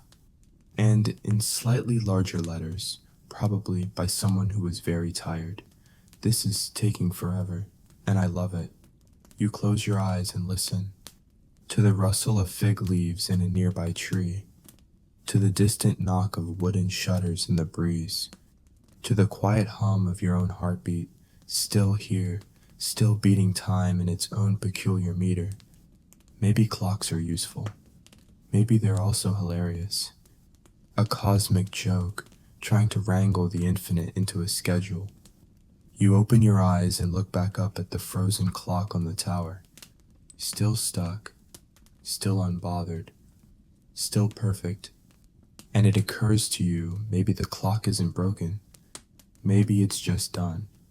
Maybe it said everything it needed to say. So you thank it, quietly, and leave. Not because it's time, but because it isn't. The frozen clock fades behind you, tucked gently back into Alexandria's jumbled skyline, like a forgotten tooth in the smile of an old friend. You walk with the ease of someone no longer trying to arrive just to notice. And then you see it. A building you've never seen before, though you're certain you've passed this way. It's vast, but not intimidating. Its doors are wide open, not in welcome exactly, but in acceptance, like it was built with the understanding that people would come and go, mostly by accident. Above the entry, carved deep into the stone, is a single word, mneme, memory. You step inside. It takes a moment for your eyes to adjust. The space isn't dark, it's dim, the way dreams are dim, where shadows don't hide things. They just give them permission to rest. Shelves stretch in every direction, some tall as trees, others low to the ground like garden beds. And every shelf is packed not with scrolls or books, but with moments. You recognize one instantly. A smell, lemon oil and dust. A sound, laughter, half swallowed. A scrap of conversation you'd forgotten. No, but I think I believe in maybe. This is the infinite library. But it doesn't archive knowledge. It archives you. Your unfinished thoughts. Your unanswered questions. Your failed metaphors and triumphant realizations, written not in ink, but in the texture of your noticing. You pick up a small object from a nearby shelf. It looks like a chess piece made of sea glass. You remember where it's from. A beach trip, years ago. You were 12. You didn't understand the tide, but pretended you did. That feeling of pretending still glows inside it. Next to it, a tile etched with a half-formed equation. Your old attempt at understanding orbital mechanics. You never finished the lesson. But the attempt matters. It's here. There's no organization system in the infinite library. No Dewey Decimals. No philosophical alphabetizing. Because knowledge isn't linear. It swirls. Loops. Repeats. You walk on. There's a section filled with nothing but questions you ask silently in the dark. Another contains every time you almost changed your mind. One shelf is lined with doors, each a tiny model of a choice you didn't make. They don't judge you. They just remain. There's a whisper behind you. You turn, and there she is. Hypatia. Not younger, not older, just present.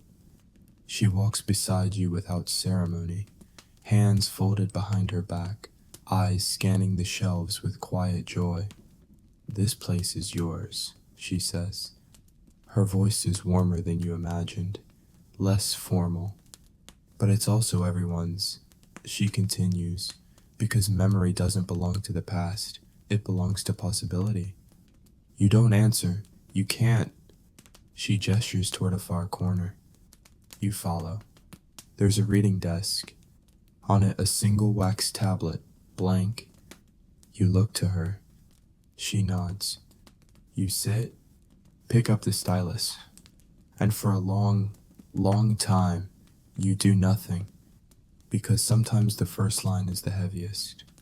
Then, finally, you write a single phrase. I didn't know, but I was listening. She smiles. Not at the words, at your willingness to begin. You turn the tablet toward her, but she doesn't read it. Instead, she reaches up and places it on the shelf beside 100 others, each from different hands, different lives, different questions. You leave it there, because the library doesn't need answers. It only needs you. Curious, present, unhurried, and as you walk out again, you realize you haven't left knowledge behind.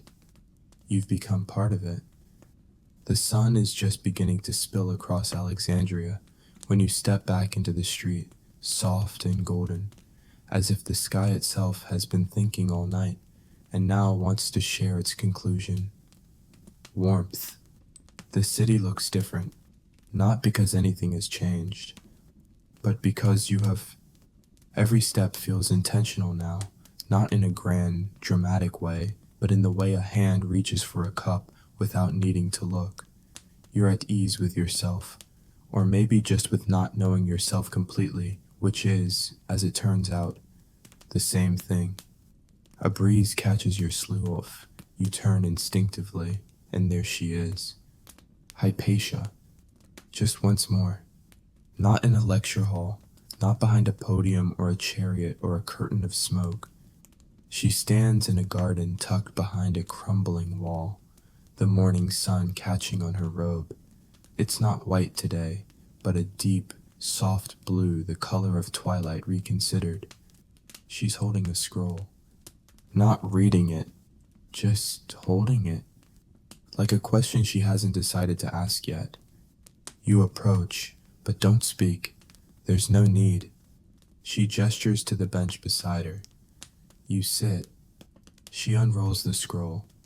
It's blank. She lays it across both your laps.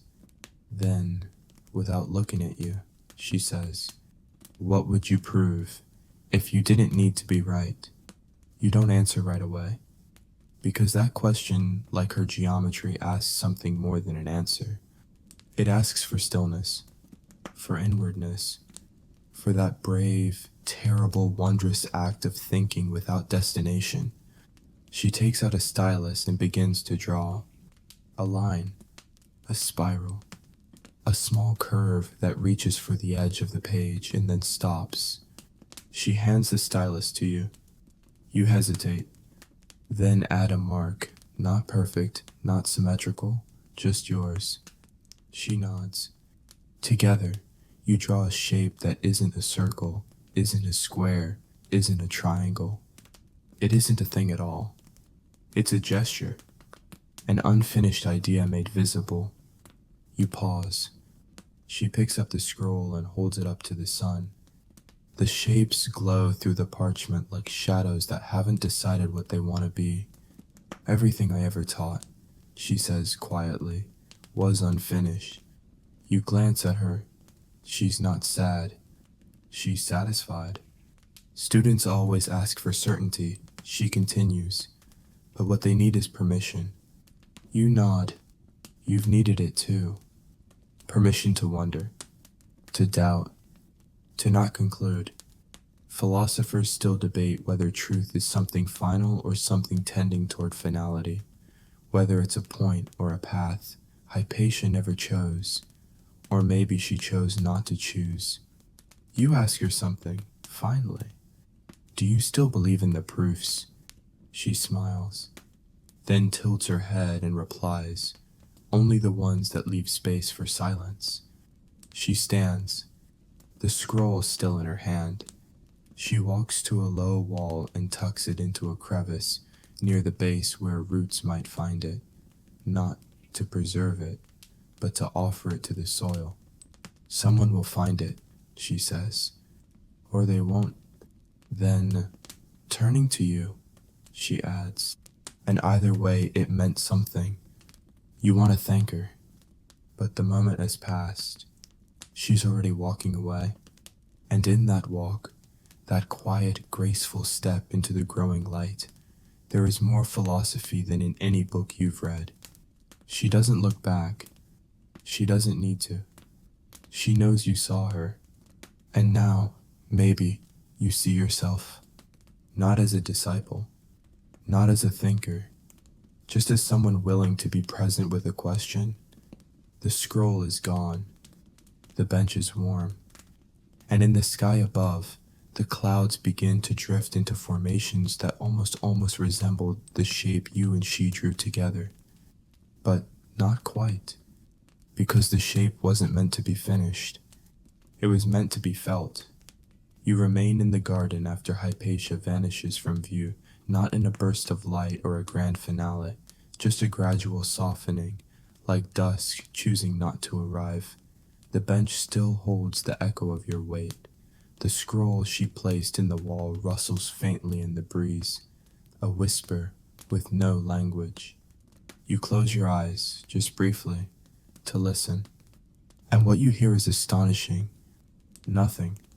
No grand conclusion, no booming insight, no flash of divine comprehension. Just the subtle hum of not knowing. It wraps around you like mist, not hiding things, but making their edges kind, forgiving, curious. Unknowing, you realize, is a sanctuary. And Hypatia never wanted to destroy mystery. She wanted to live in it. She didn't spend her life answering. She spent it attending to questions, to silence, to contradictions that never resolved but still dance. You rise slowly, and Alexandria rises with you. The birds are waking. A merchant opens his shutters and yawns. Somewhere a broom sweeps lazily against stone, not chasing dust, but just reminding it who's boss. You walk again, though not toward anything.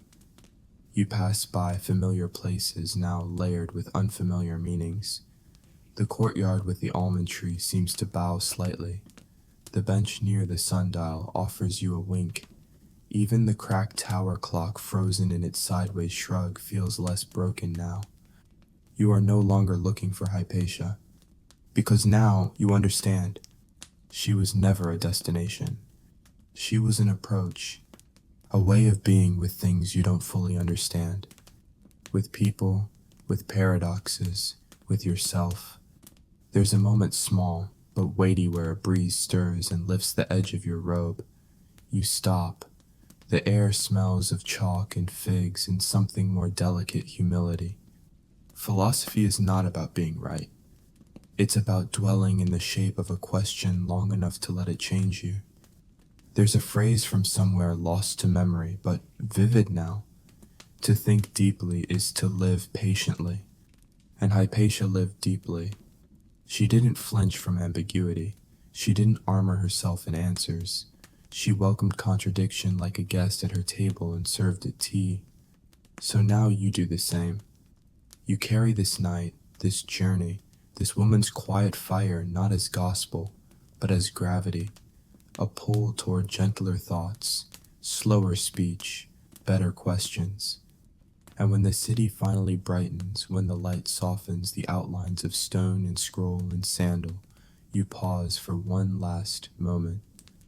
You let the breath come in, let it go out, and you whisper, not to the sky, not to a god, not even to her, but to yourself.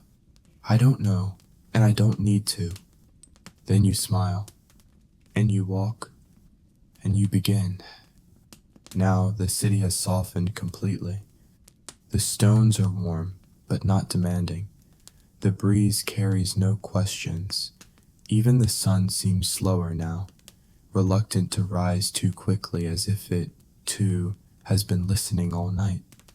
You lie down beneath a fig tree whose branches arch like an old scholar, bowing gently over your thoughts. The leaves rustle a lullaby you don't recognize, but somehow already love. Somewhere nearby, a cat purrs without urgency. Nothing moves too fast anymore. And you've made it through a night of not solving, of thinking without hurrying, of wondering without expecting reward. That's rare. You've touched ideas that didn't ask to be memorized. You've walked alongside ghosts that didn't need names. You've sat in stillness with a woman who didn't demand your certainty, only your presence. You can let go now. Let go of needing to understand everything. Let go of timelines and should-haves. Let go of that tiny voice that tries to turn even your rest into a performance. Let it all dissolve like chalk on morning dew. Even your breath is quieter now. Shallower. Slower. Perfect. Let the sky keep drifting overhead. Let the scroll stay unread. Let the owl and the lamp and the absurd compass turn wherever they like. This is your moment to stop being the thinker and simply be the space where thinking used to be. Because you've earned that, too. And just before sleep takes you fully, one last whisper curls through your mind. You are not made to know everything. You are made to wonder, and that is enough.